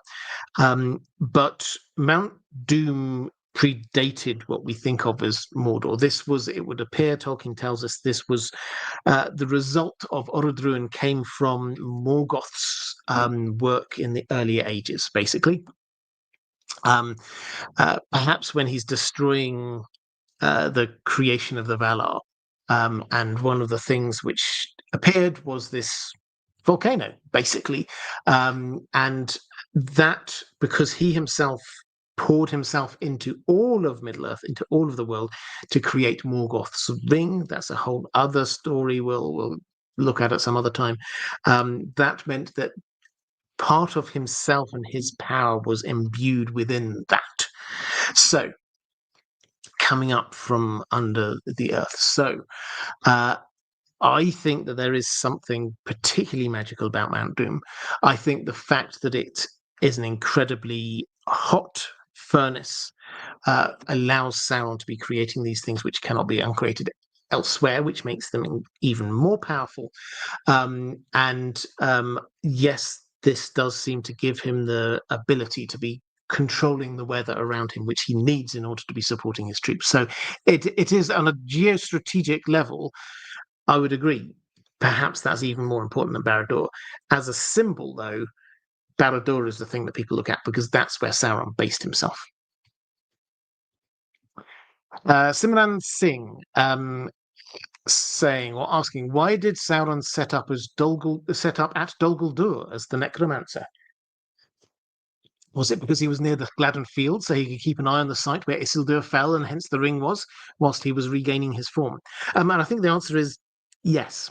But I think there's more to it. So I said in answering a previous question that he could, there was, although the ring itself wasn't this kind of radar that he could like home in on, there was a kind of a tug and a pull. So that is definitely what was going on. But also, simply, he will have known the story of what happened. He will have known that Isildur lost the ring and his own life at the Gladden Fields. And so that was where it was last seen. And so if it was going to turn up again, it would be around there. So yes, I think that that was one of the reasons why he set himself up there. Another reason I think is very probably, where else would he go? He needs somewhere that he thinks he can be alone, left alone for centuries, without people suspecting he's there, knowing full well that at some point his presence will become significant enough that people will be aware of him. Now, he could have gone back to Mordor, but at that time, Gondor was keeping a very close eye on Mordor. It had camps, it had fortresses all the way around the outside, watchtowers, keeping an eye, looking out for the return of Sauron, making sure that the shadow did not rise once more in Mordor. So many of those towers and fortifications that we see in and around Mordor that are being used by Sauron, they were originally built by Gondor, like Cirith Ungol, like Minas Morgul. Those were originally built by Gondor to keep an eye on Mordor. So he couldn't easily go there. That's where they were going to be looking for him most. He could perhaps have gone east, where he's further away from sight from people like Galadriel and Elrond, but and that would take him into territory with these peoples that had traditionally followed him. So he might be able to find some people who were sympathetic. So that was possible. However, Tolkien is clear, certainly at least in one of the iterations of talking about the Blue Wizards, that the Blue Wizards had been there in the Second Age in the East and had been foiling his plans and had been very effective in doing so. So would he have gone somewhere where he knew that there were powerful beings? These were Maiar, don't forget. Powerful beings there keeping an eye out for him and trying to work against him? Probably not. So then you look, okay, well, where else can he go? Well, somewhere in a forest where there aren't lots of people. Okay, he wants a fortress. Okay, Dol Guldur, abandoned fortress in a forest. Sounds good. Are other people going to be going there? Well, this is Thranduil's forest. And Thranduil had just returned from the last alliance of elves and men, and had basically got post-traumatic stress and had withdrawn. He'd lost a huge amount of troops and therefore people, and he'd withdrawn from the southern part of the forest. And he, we're told, didn't even want to look south for fear of like the memory of what happened. And so he was not going to, although this was his land, he was not going to be keeping an eye on it. So this suddenly makes it the perfect place for Sauron to set himself up. He's close to where the ring he thinks is. Nobody's going to be looking for him there, right nearby Lothlorien and places like that. Nobody's going to expect him to be coming back there.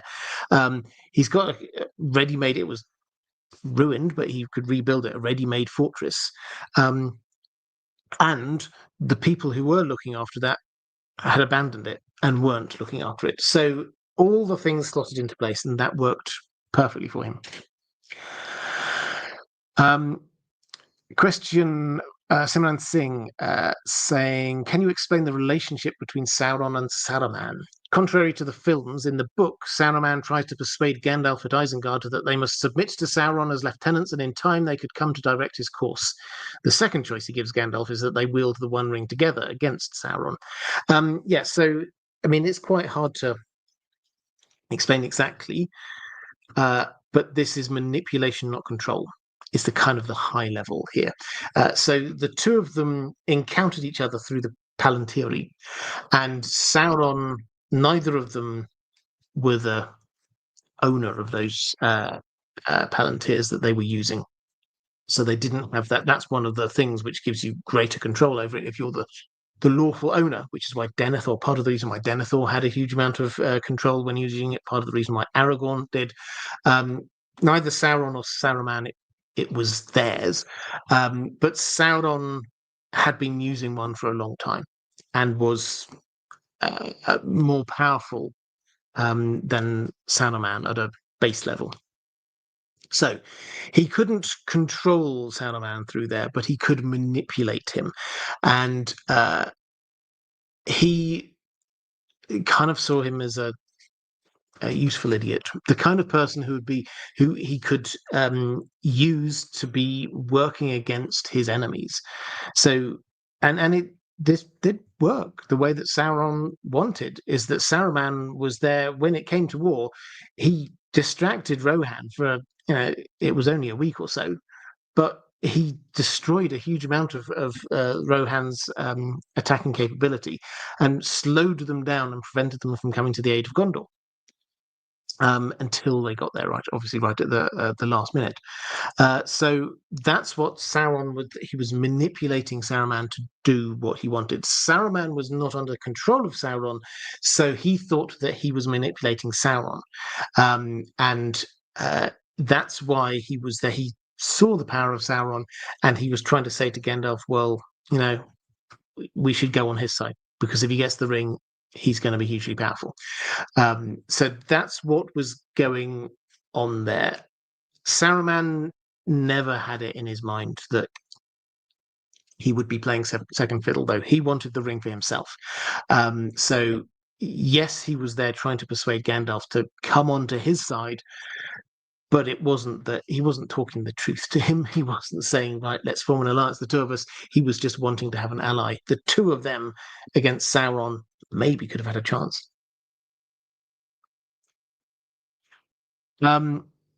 And then you also say one of the best passages in the appendices is Sauron's part in the fall of Numenor, Second Age, with him standing at the summit of the temple with lightning bolts raining down on him. Can you expand on that brilliant passage and discuss what was going on? Was it the judgment of the Valar?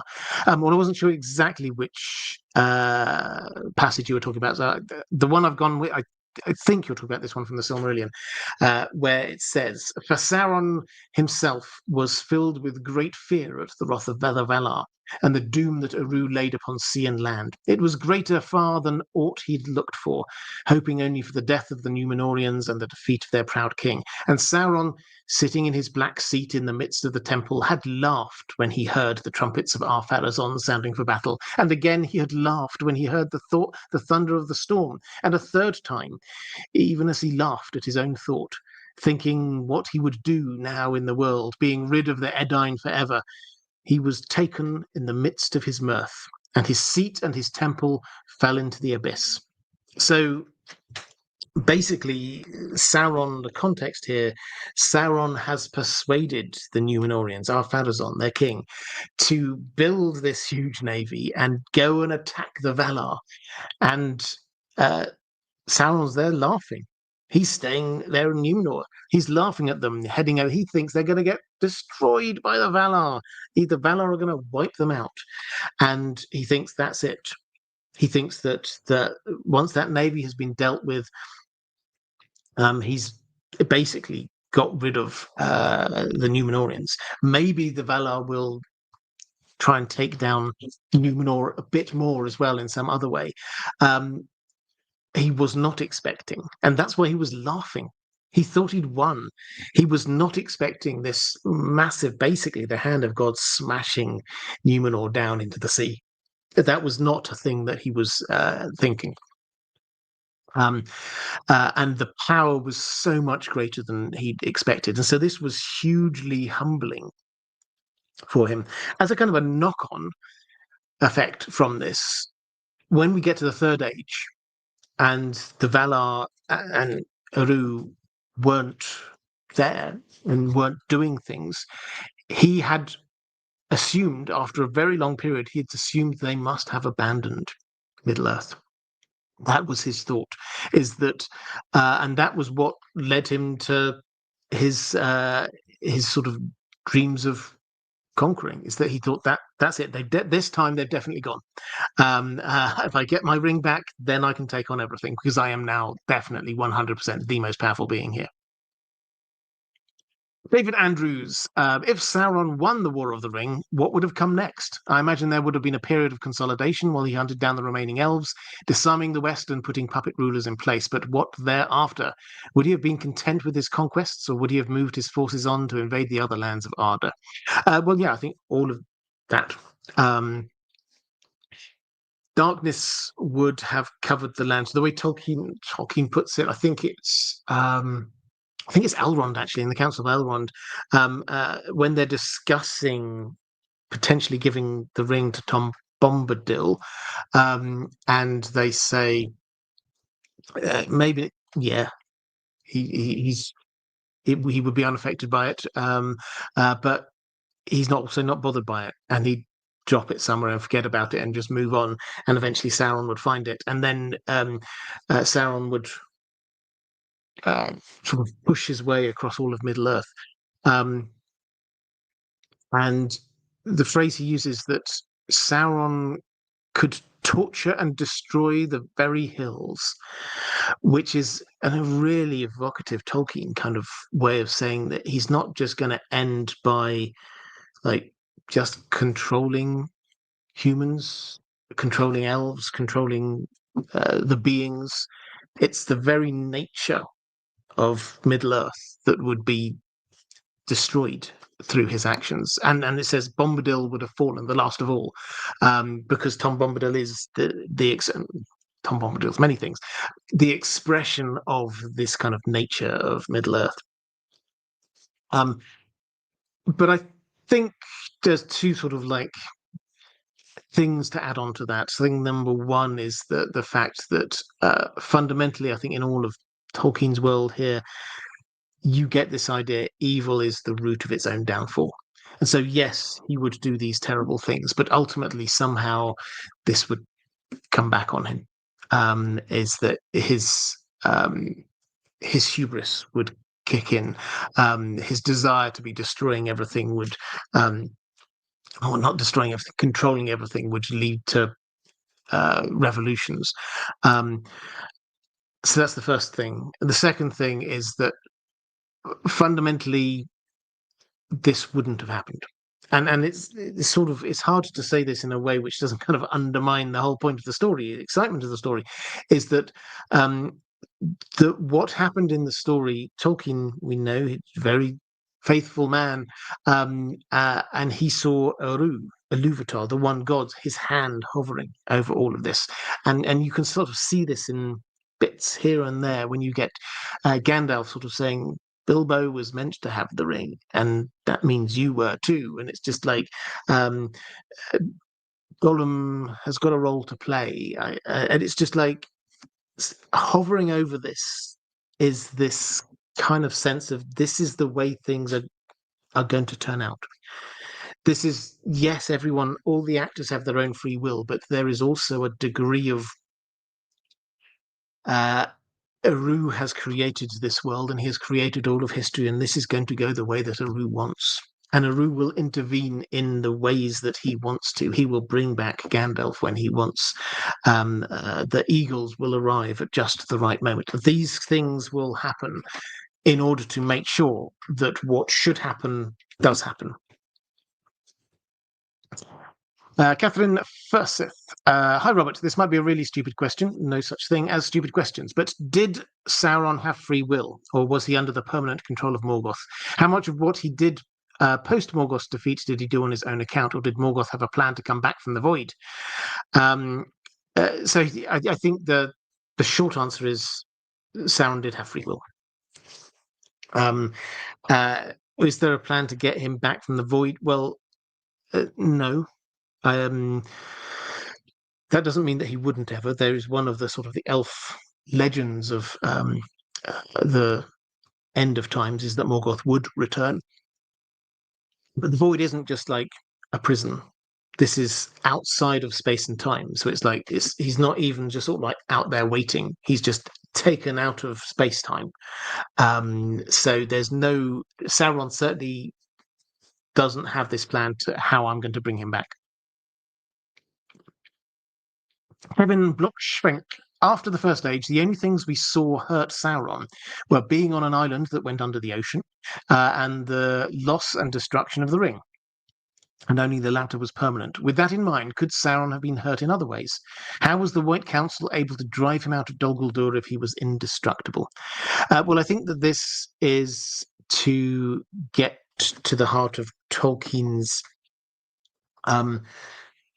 understanding of the nature of body and spirit in his world. Maiar, of which Sauron was one, were spiritual beings, fundamentally. There were spiritual beings who could take on a physical form. Now, at its heart, they could change that physical form. Certainly the Valar could take on a number of different shapes. Sauron in his younger days could take on a number of different shapes, and so on. But the physical form was not them. So the immortal thing about them was their spirit. Their spirit could not be destroyed. Now, what therefore happened from the second age, when you say yes, he was on an island that went under the ocean, his body was destroyed, his spirit survived. Then you get the loss and destruction of the ring with Isildur and then Frodo and Gollum. The loss of the ring that followed his defeat. Now, we often think that the way round this happened was that Isildur cut the ring from Sauron, and that is what destroyed him. But the way it's written, it's not 100% clear, but the way it seems to be written is that Gil-galad and Elendil, they physically defeated Sauron. And after that, Isildur cut the ring from his finger. So it was them physically defeating him, and which was the first part of the equation, and then his ability to immediately kind of power back up again was removed with the removal of the ring. So what we're saying is that could he be destroyed physically? Yes, he could. He could be taken on during this period.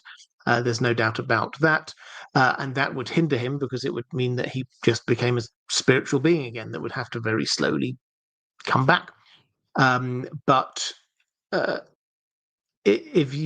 only way to fully defeat him was through eliminating his body, eliminating the ring into which he'd poured so much of his spirit and soul, destroying that, and then what is left of him had to be actively blown and scattered by the winds by Manwë. Actually, just as a thought experiment, just to finish this, it's probably worth saying that that bit is glossed over by people. But if that had not happened, if he had not been blown away and scattered, then his spirit would have still been there and would have perhaps been able to go somewhere, and thousands of years later he might have been able to build another body for himself, not as big and as powerful without the ring there, because he's already lost so much of his power because of the ring, but potentially he could have done, or as a spiritual being he could have sort of moved around and influenced things. So the blowing away, the scattering of his spirit by Manwë is that's the final blow that does it. Stephen asks, was Sauron aware of the Balrog in Moria? And if so, did they have some kind of alliance or arrangement with each other? I would imagine that Sauron would want to use Durin's Bane in his wars if he could, but he probably could not control it and was forced to leave it be. Did the orcs of Moria, like Azog and Bolg, serve Sauron or the Balrog?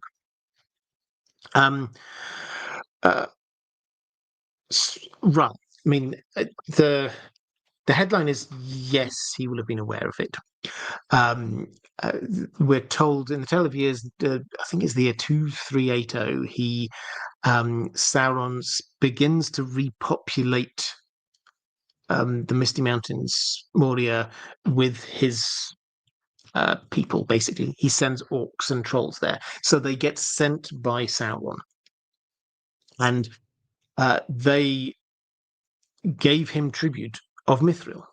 So they are they're sort of reporting to Sauron, but at the same time they're not in the same way that the orcs around Mordor are incredibly closely tied to him, under his control, so that when he goes, then we get the evocative language of, like, imagine the ants. If you destroy an ant nest and the ants scurrying around hither thither, that's what the orcs were like when Sauron was killed. That doesn't seem to have been what happened up in the Misty Mountains, because they were sort of further out of his control all the way up there. And they, with the Balrog being there, the Balrog did sort of stay out and away and didn't sort of like mingle with them, as far as we can tell. But still, they would have been not just wary, but almost kind of worshipping this. Is the kind of vibe we get from that. All of that being said, some of that being a bit speculative, but all of that being said, this fits the pattern of what Sauron does with powerful beings who he would expect to align themselves broadly with him, but he knows he can't control, being Smaug and Shelob. Now, with Shelob was in what we think of as Shelob's lair before Sauron moved into Mordor. And they seem to have just come to an understanding that she's there on this pass, basically, that can get you into Mordor, and she's guarding it. That is good for Sauron. He likes that. That's protecting a backdoor way into Mordor. In exchange, he kind of lets her take some orcs every now and then to eat, and he's all right with that. So that's this. They have this understanding. They don't sort of sit and chat. She doesn't work for him, but they have this kind of understanding that they both are on roughly the same side and they want roughly the same things. Similarly, if you read in Unfinished Tales, fantastic section where Gandalf talks about, his thoughts, particularly about the background to the Hobbit and things like that. He talks about why he was so keen to be supporting the dwarves, and it's because he wants them to regain their homeland, but also he wants to get rid of Smaug because he sees the dragon there as a huge threat for when the wars happen. He knows a war is going to happen at some point. And when that happens, he could see Smaug rampaging across the northern part of the map, going, across past Dale into Mirkwood and places like that, beyond Lothlorien, maybe even as far as Rivendell, Gandalf is thinking. And that would be bad. Why would Smaug do that? Because he's obeying orders from Sauron, but because they are simpatico. The dragons were created originally by Morgoth. Sauron was Morgoth's right-hand person. They're both incredibly powerful beings with this kind of shared heritage and kind of a shared desire. But I mean, who are the people they're going to try and get? Smaug will try and cause some destruction and eat some people, and Sauron would be very happy with that. So, and Sauron has this power, again, unquantified. Tolkien doesn't go into details, but he does have this kind of power to rouse evil, to do evil things, and that would he would be able to rouse up Smaug to do that. So the implication is the Balrog is there and has this sort of probably unspoken understanding with Sauron that they're not about to fight each other. Maybe they would at some point, but they're not about to fight each other. They want the same kind of thing. Sauron, as far as Sauron's concerned, a Balrog being there in Khazad-dûm prevents the dwarves from re-establishing their once mighty kingdom of Khazad-dûm. So he's very happy with that. And he's very happy for his orcs to be supporting that because of it. John Key did a series of short questions. I hope you don't understand. I hope you don't mind if I don't give you long answers. I'll give you short answers to the short questions. So, would Sauron prefer to enslave all races or exterminate all human life? He'd prefer to be in control. If he has to exterminate things, he will. But control is what he's about. Is Sauron an actual necromancer? If yes, why do we never see zombies or ghosts in his army? We do see wraiths, the ring wraiths. So yes, certainly in a way of speaking, he is a necromancer, but he certainly seems to do less of that kind of thing than the Witch King himself did. Does Sauron desire to free Morgoth from his prison? He's in the void, not in prison. This is out of time and space. Sauron, as far as we can tell, thinks that Morgoth has gone. So he doesn't. I mean, if he could get him back, then that's an entirely different matter. But he doesn't think that that's a thing which is possible. If Sauron conquered all of Middle-earth, would he then attempt to invade the Undying Lands? Potentially, he wishes to spread his order as far as he can. How does Sauron issue orders to his generals and messengers? Does he possess any telepathic abilities? Similar to the above question, how does Sauron receive new information from events in the world? How did he first learn about the defeat at the Pelennor Fields? So how does he see what's going on? His Palantir. The Palantir, it's sometimes portrayed in different ways on screen, but the best way to imagine it is the magical telescope, which can also double as a kind of like a Zoom call. You have to look through it in the direction that you're wanting to, and then you can see a certain distance, and you can even sometimes look back in time through that. And if you've therefore locked onto somebody, then and if they're on they have a Palantir as well, then you can communicate with them. So he could have seen what was going on if he just like trained his Palantir on Minas Tirith. He would have seen what happened. So that's how he got his information. And how does he issue orders? Does he have telepathy? We're not told that he has telepathy, but certainly telepathy exists. There's an oft missed bit towards the end of the Lord of the Rings when everybody's sort of heading back to their various homes, and while on this road trip, then in the evening you get Gandalf, Celeborn, Galadriel, I think, and Elrond, who are just sitting there quietly, but talking to each other through exchanging thoughts. So this does happen, and there's a few more examples of Gandalf doing that kind of thing elsewhere. So yes, this is potentially something that Sauron has. However, he appears not to have this kind of like ongoing telepathic link to, say, the Nazgul. His general view, it seems to be, he trusts the Witch King. Does Sauron have a treaty with the men of the West Orun? Why do they fight him?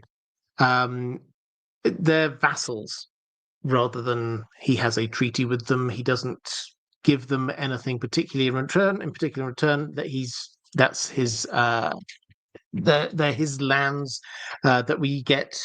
I mean, there's a moment in Return of the King when Sam is there looking out over Mordor, and then it's like the camera just kind of like pans out a little bit and says, well, Sam can't see this, but across Mordor these things are happening. And then one of the things is there's wagon trains from the hinterlands, the outlying lands, bringing back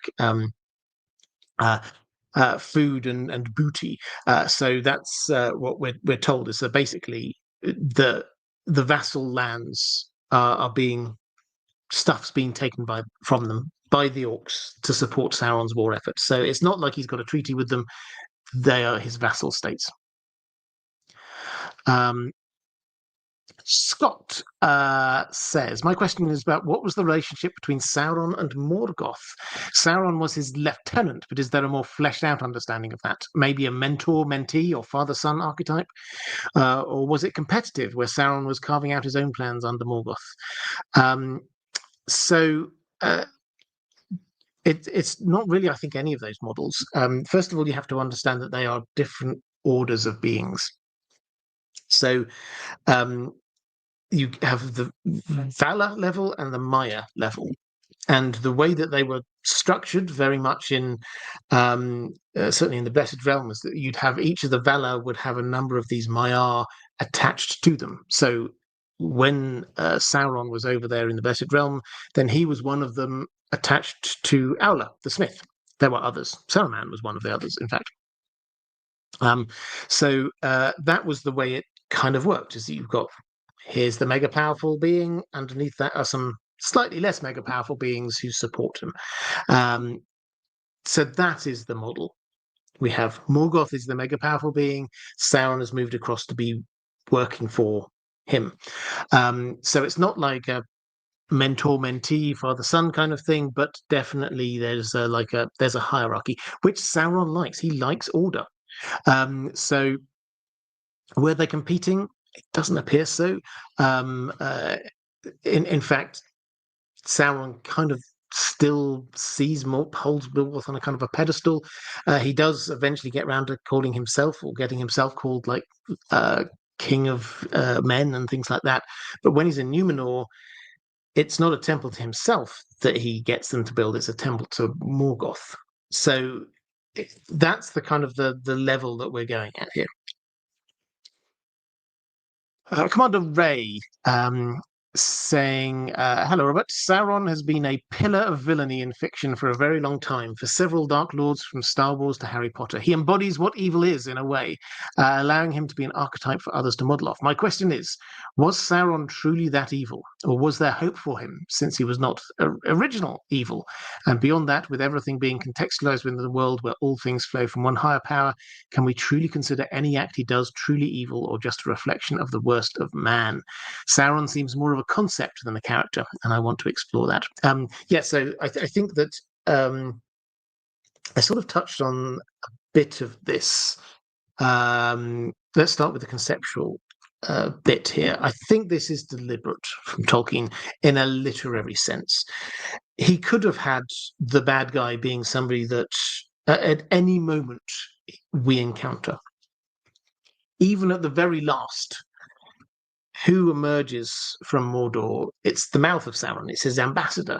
We could have had Sauron himself come out, and we finally, that's it, the big man. It would have worked on many levels. Finally, the big bad guy that we've been thinking about all this time emerges to mock our heroes. But Tolkien resists that. Why does he resist it?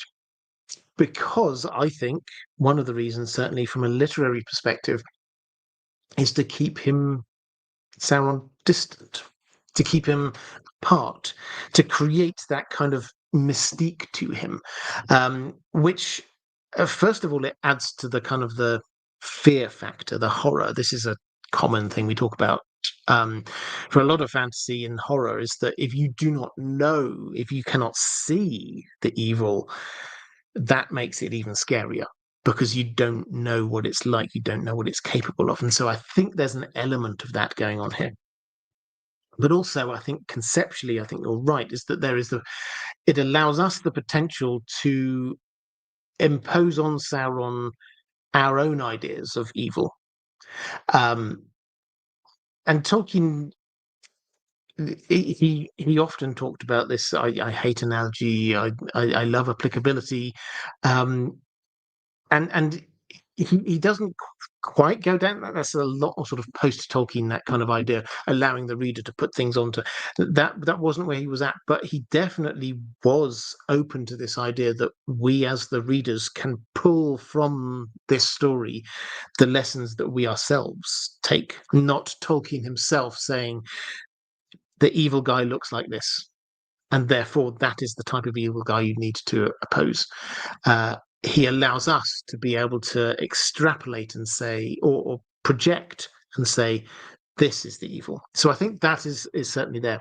At a more practical level within it, or theological level within this, I should say, Tolkien, as a man of faith, when you read his letters, you see after The Lord of the Rings came out, he had a lot of friends of faith who wrote to him asking questions about this. And he was very clear with them. He grappled, particularly in the early days, when it had been out for 10, 15 years, he got a little bit more grumpy in a sort of a good old professor kind of way, grumpy about answering the same questions again and again. But just in the early days, people would write to him and he would write back voluminous responses dealing with issues. And he had a few very strong, particularly Catholic friends, who would write to him about the story, and they would question certain things. And he had one bit of correspondence which I think is quite illuminating, which I looked at previously in the context of the orcs, because one of the letters sort of was querying whether the orcs were irredeemable. Are they just evil things? And Tolkien spent a long time. He never fully bottomed out this issue of the nature of orcs. But one thing that he was very clear on was that they were not irredeemable. And he wrote this in his letter. He said, I nearly said irredeemable, but that's the wrong word. Because he doesn't think anything is irredeemable. And that, I think, is probably the important point here, because he doesn't, if you apply that logic, he doesn't think Sauron was irredeemable. Indeed, Elrond says in the Council of Elrond that Sauron didn't start out evil. And in a kind of today's literary language, we would probably say that Sauron probably views himself as the hero of his own story. He thinks he's actually trying to do the good and right thing. He thinks that this is a world that needs order, and he's the best person to do that. And so, yeah, maybe you need to kill a few people along the way in order to get there, but he thinks he's doing the right thing. So that is the kind of level that we're talking about here. He's not this caricatured evil character unless we project that onto him. So yeah, not irredeemable, not evil at the start with, but the acts that he does, I think Tolkien would definitively say are evil. Okay, Martin S. If Sauron had won by getting the One Ring back after the Battle of the Pelennor Fields, could he have called the Witch King back? Oh, interesting question. Could he have called the Witch King back? Well, we don't know the extent of all of this, the magic that he does have. The magic of the rings was to take a mortal soul, certainly if you forget the elves and the like for the time being, but to take the human mortal soul and keep that bound to earth. The body was kind of stretched, and then eventually the body went, but the spirit and the soul was bound to earth. That was the magic that was being done there. When the Witch King was defeated, that was because Merry stabbed him with this dagger that had specifically been created to be dealing with wraiths, specifically the Witch King of Angmar, which, and the exact wording eludes me, but basically it broke the bonds that kept the soul, the spirit, on the mortal realm, and that allowed Éowyn to kill him so the spirit could go. So within the nature of that ring, no, he could give that ring to somebody else and the same thing could happen to them, but that ring, as far as we can tell, did not have the power to pull back a spirit. Where would that spirit go? Well, that again is a mystery in Tolkien's world. So elves, their spirits are bound to the world. Their bodies can be killed, but their spirits are bound to the world in some way. They go to the halls of Mandos. Humans, when their bodies die, their spirits go somewhere. And nobody knows where that is. The elves don't know where that is. They view this as being a blessing. They feel that they're tied to this planet and there's nothing they can do about it. Whereas humans, they can escape. Humans view it the other way around. Elves get to live forever. They don't. So Tolkien left that a kind of like a divine mystery. So could he, not with the power of that ring, would he have the power to do other things? Potentially. Calling things back, a spirit that's already a human spirit that's already gone and left, my instinct is probably no. You also asked, you said Sauron was Morgoth's chief lieutenant, and that word would have come from Tolkien, but lieutenant is a fairly low military officer rank, which Tolkien would have known. So what is up? Yeah, so this is I think he used this and the word does come from Tolkien, in a colloquial sense, more than a military rank sense. Tolkien doesn't do military ranks in the exact same way that we do. So he doesn't have whatever the military ranks are in your country. He doesn't have generals and colonels and whatever, working your way all the way down. That's not the way that he does that. So lieutenant, colloquially, to him would have meant the right-hand person. So if you're like in charge of your army, if you're say a colonel or whatever in his world and understanding, then your right-hand person would be your lieutenant. And whether that person is actually a lieutenant, or you're a general and that's a colonel, or you're a brigadier or whatever, isn't the point. It's the colloquially that that person's the lieutenant. Now, whether or not he got given the title of lieutenant, I think, is a different thing. So the Mouth of Sauron was the Lieutenant of Barad-dûr, I think that was his given title. So that does seem to be a title that was there. But I think Sauron was given the title Commander of Angband.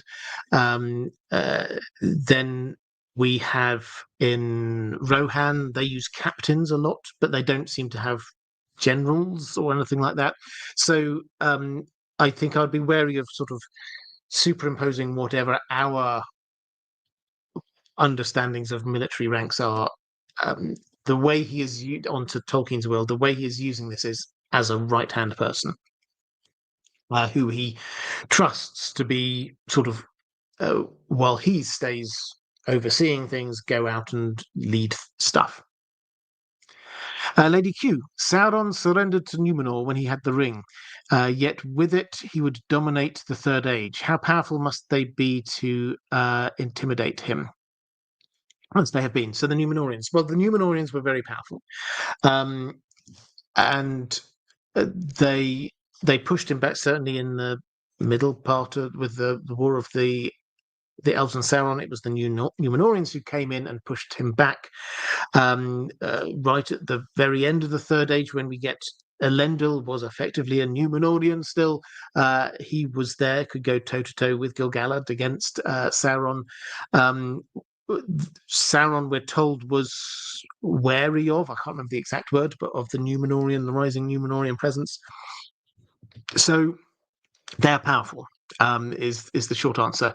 Could they have actually taken down Sauron? Possibly. We never find out. We know that Sauron surrendered, and we're told that he surrendered with a cunning plan. The surrender was intentional on his part to be able to go to Numenor on his terms, in order to work his way up to get the ear of the king, and through him then bring about the downfall of Numenor. So he did surrender, but he didn't surrender just because he was outmatched. He surrendered because he wanted to go there on his own terms. Connected to this, Robin Thomas asks, where was the ring when Sauron was in Numenor? Was he able to take it with him? If so, how did he save the ring from destruction during the downfall? A good question. He did have the ring with him in Numenor, we're told. And how did he save it from destruction? Well, you're not the first to ask this. In fact, in one of his letters, I think it's Rona Beer or one of his close readers, queried this very thing. And Tolkien responded by saying this: though reduced to a spirit of hatred born on a dark wind, that's what it says in the Silmarillion, a spirit of hatred born on a dark wind, which is how he returned back to Mordor. We're told he returned as a spirit of hatred born on dark wind. Though reduced to that, I do not think one need boggle at this spirit carrying off the One Ring, upon which his power of dominating minds now largely depended. So Tolkien didn't think this was an issue. So I think we shouldn't think this is an issue. If you're wanting an exact answer on this, he does get into this again, I think it's in one of his letters. He gets into this idea of how the spiritual beings interact with the physical plane.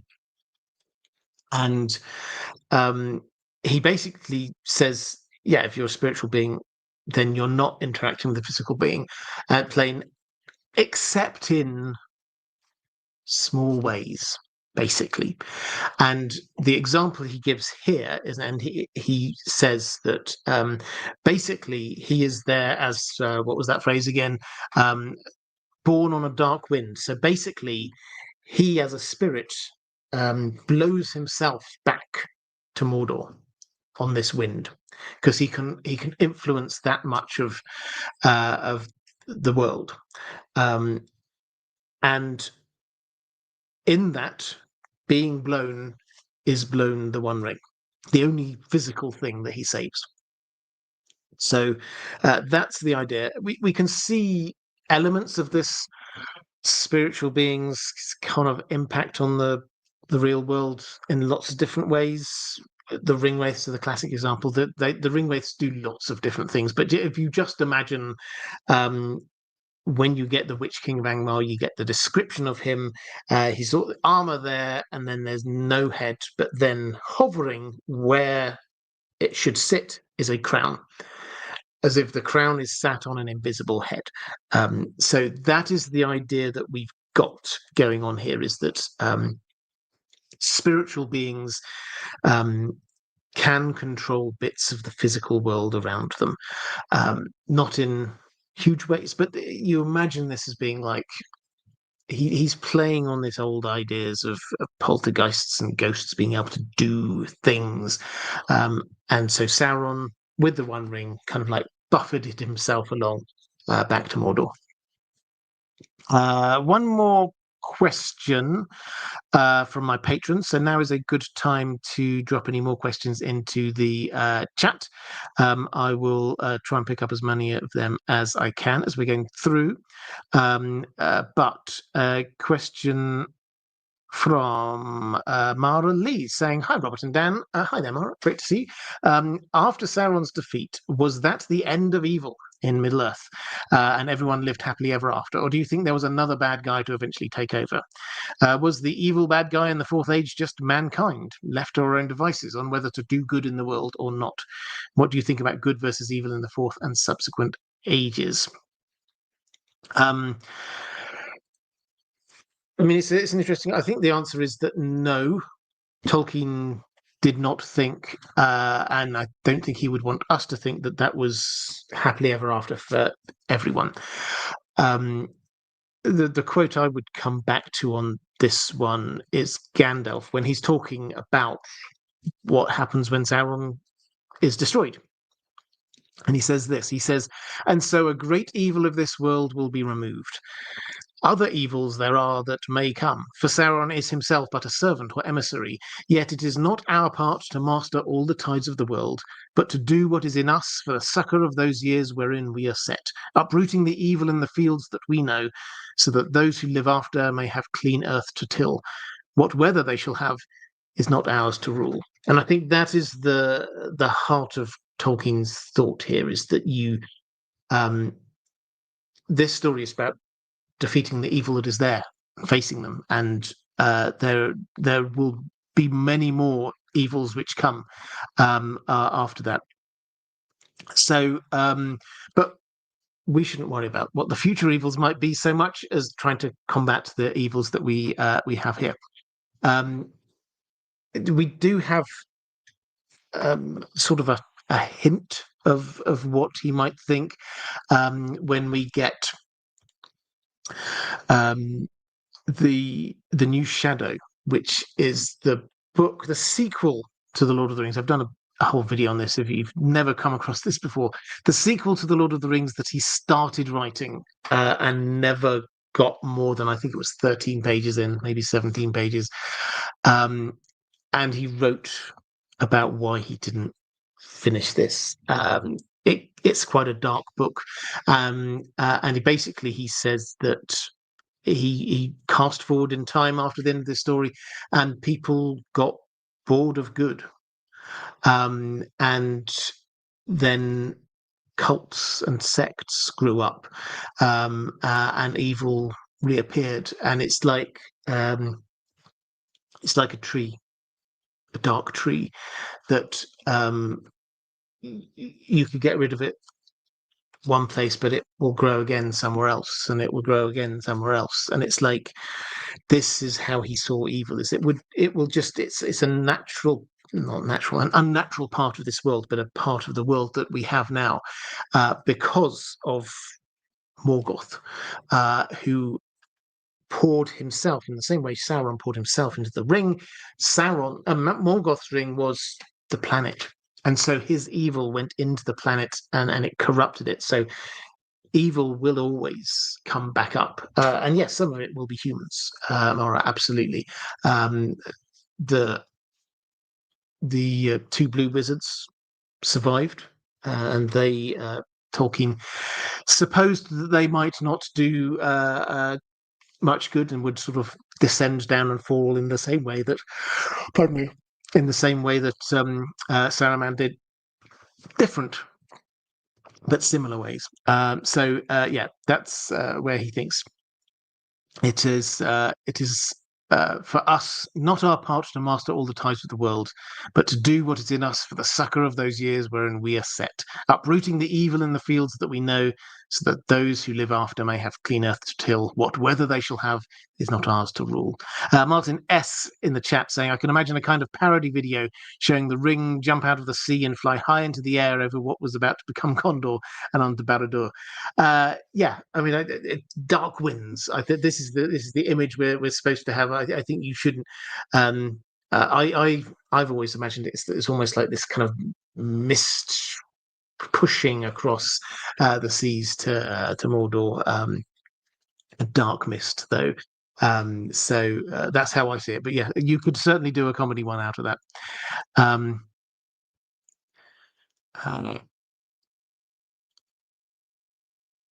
Time Lord Boy, how much of that story exists that he never finished? Just a few pages. So, like, I can tell you the plot if you want. Watch the video if you're interested. Basically, we get where 100 years or so. He did 3 different attempts at this, but he basically said Aragorn, 200 years into the future, Aragorn has died. His son took over, and has reigned for 100 years. And now we've got, if you remember Beregond, who's one of the good guards from Minas Tirith, his son is the sort of the hero, if that's the right way of putting it, of the first few pages we have of this. He, at this point, is a very old man. And he's one of the last to have any kind of memory of the darkness of orcs before. And he's there, he's tending his garden, and this guy sort of comes up to him and sort of says, hey, there's a meeting. I'm going to present this in a not very literary way. So Tolkien wrote this better than me, obviously. And he sort of like turns up and sort of says, hey, there's, do you want to come to this mysterious meeting we've got going on? All you have to do is wear black and turn up at midnight, and I'll show you there. While he's thinking about that, he heads back into his house, and he says he thinks he can still remember the smell of evil. And then as he heads into his house, he smells it, and that's it. And Tolkien basically says it was just getting too dark.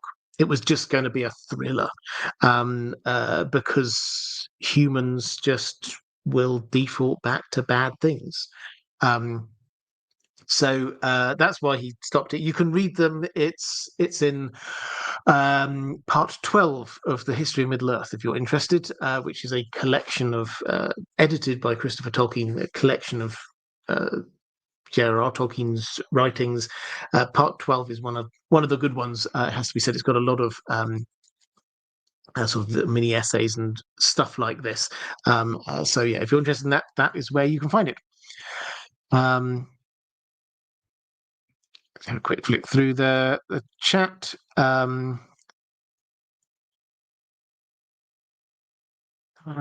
Let's have a quick flick through. People talk about Rings of Power. Rings of Power, though, as I understand it, season 3 will be happening. Rasula D. Robert, do you believe Fëanor could have made some kind of tool that could rival Sauron and the Rings' combined power?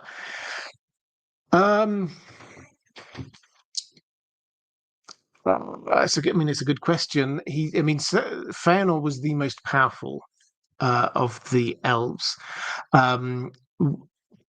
Could he have potentially rivaled Sauron? I think the potential is there for the simple reason that he seems to have found a way to harness. Not so the One Ring has Sauron's power in it. Sauron pushed his own power into it.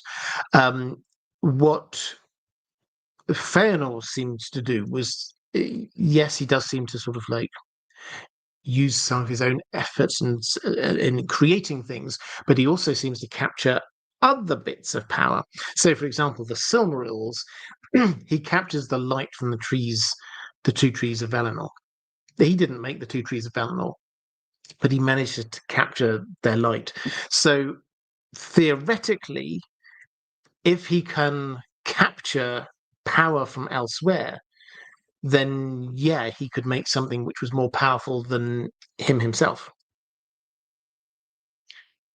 Avalon Scorpion, what happened to the Ring of the Witch King when he got destroyed? Well, all of the Rings of Power lost their power, is the first thing to say.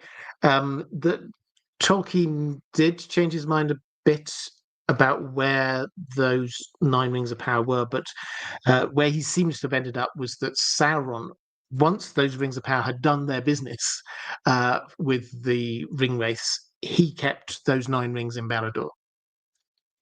So they're his, which means that when Barad-dûr collapsed, those rings were destroyed.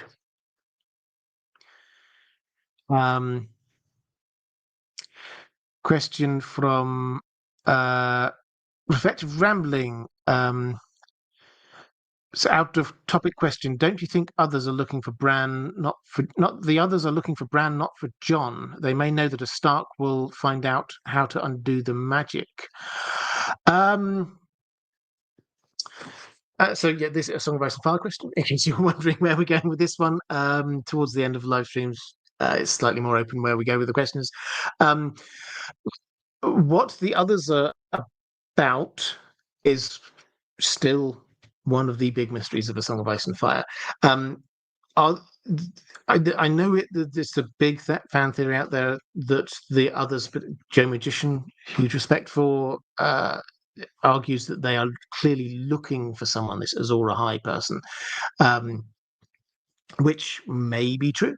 I don't think we've got enough evidence yet to prove that that's the case. I think we have got enough evidence that they are targeting the leadership of the Night's Watch, but not specifically enough evidence to say a particular person. Are they targeting Bran? I think the fact that they are surrounding Bloodraven's cave with wights who are hidden means that they're very aware that there's a magic user going on there. So they will almost certainly want to target Bran as and when he leaves the cave. If we do go down this route that I think is the case, that what we're looking at as a solution is a way to undo the magic that brought the others into being in some way, then yes, Bran is more likely to be the key than Jon, even though Jon may take up the more archetypal sort of heroic figure wielding a sword. So, and they will, I'm sure, be more aware of that than the humans are. Reflective Rambling again, thank you very much, saying wish you could hide away from Sauron in the Shire. Friend of the channel Kelly of Happy Hobbit has a new Patreon tier for those daydreaming about living the slow grounded life such as lived there. Do go and check that out. Happy Hobbit is an excellent channel. I don't know, I've not checked if they've been uploading recently, but yes, they're good people over there. And let's see. Land of Always Winter saying, I don't think the others are pursuing a defensive strategy. I think that's entirely right. Um, Mary MM, how long did Arwen live after Aragorn's death? Do you have a video about the Barrow Wights? I can't remember if I've got one about the Barrow Wights. If I have, I think I do. I think I do. I think it was a long time. I've been doing this long enough now, I'm forgetting which videos I've done. I think I do have a video about the Barrow Wights. And how long did Arwen live after Aragorn's death? Well, after he died, she went off. She went to Lothlorien, I think it was, and found that it had all been returned to nature, and she gave herself over, and she basically gave up her life at that point. So not long. Martin S. Why does Orodruin collapse when the One Ring is destroyed? It was obviously not created using the One Ring. It was exactly the other way around. No. Yes, so the One Ring was created using it. However, it wasn't that it collapsed so much as it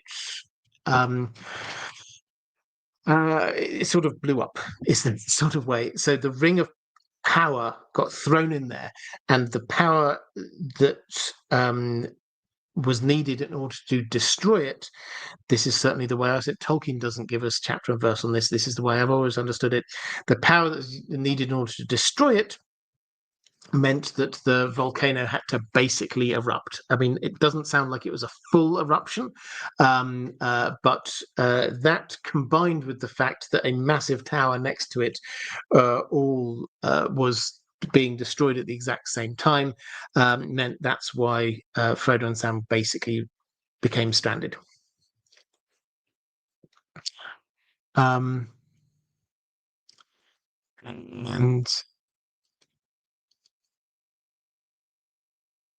yep. So Colcasnark's saying, yes, there's a Barrow White video looking somewhere. Absolutely. Land of Always Winter said, did it happen? So the lava flows with that's the movie thing, but the whole area they're destroying is a book thing.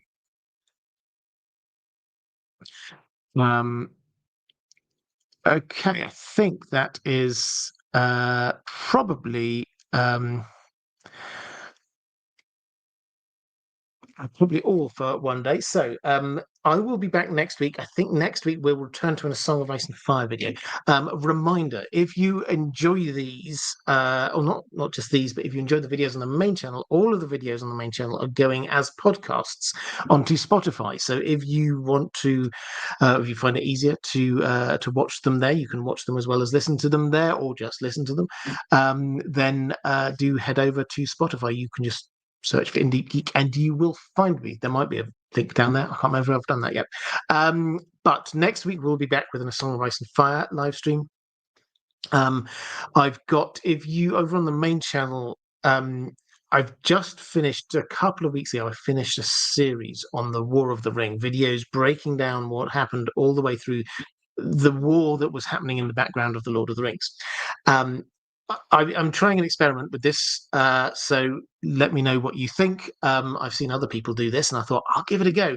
There were 9 videos in that series. I've stitched them together into one, and then I'm going to upload it on a Saturday, which I don't normally upload on a Saturday, so it's like a bonus video, putting them all together into one video. Let me know what you think. Hopefully that means it's got a runtime of nearly 2 hours, I think. So if you like that, let me know, and I can do more things like that. And I think all that's left to say after that is patrons, thank you. I always want to thank you because I genuinely can't do what I do without your support. I hugely appreciate you. Moderators, I've seen you've been doing a fantastic job again today, as you always do. If you are watching this back a little bit later, appearing somewhere around here is going to be a link to other live streams if you'd like to watch them. And appearing somewhere around here is a link to my Patreon page.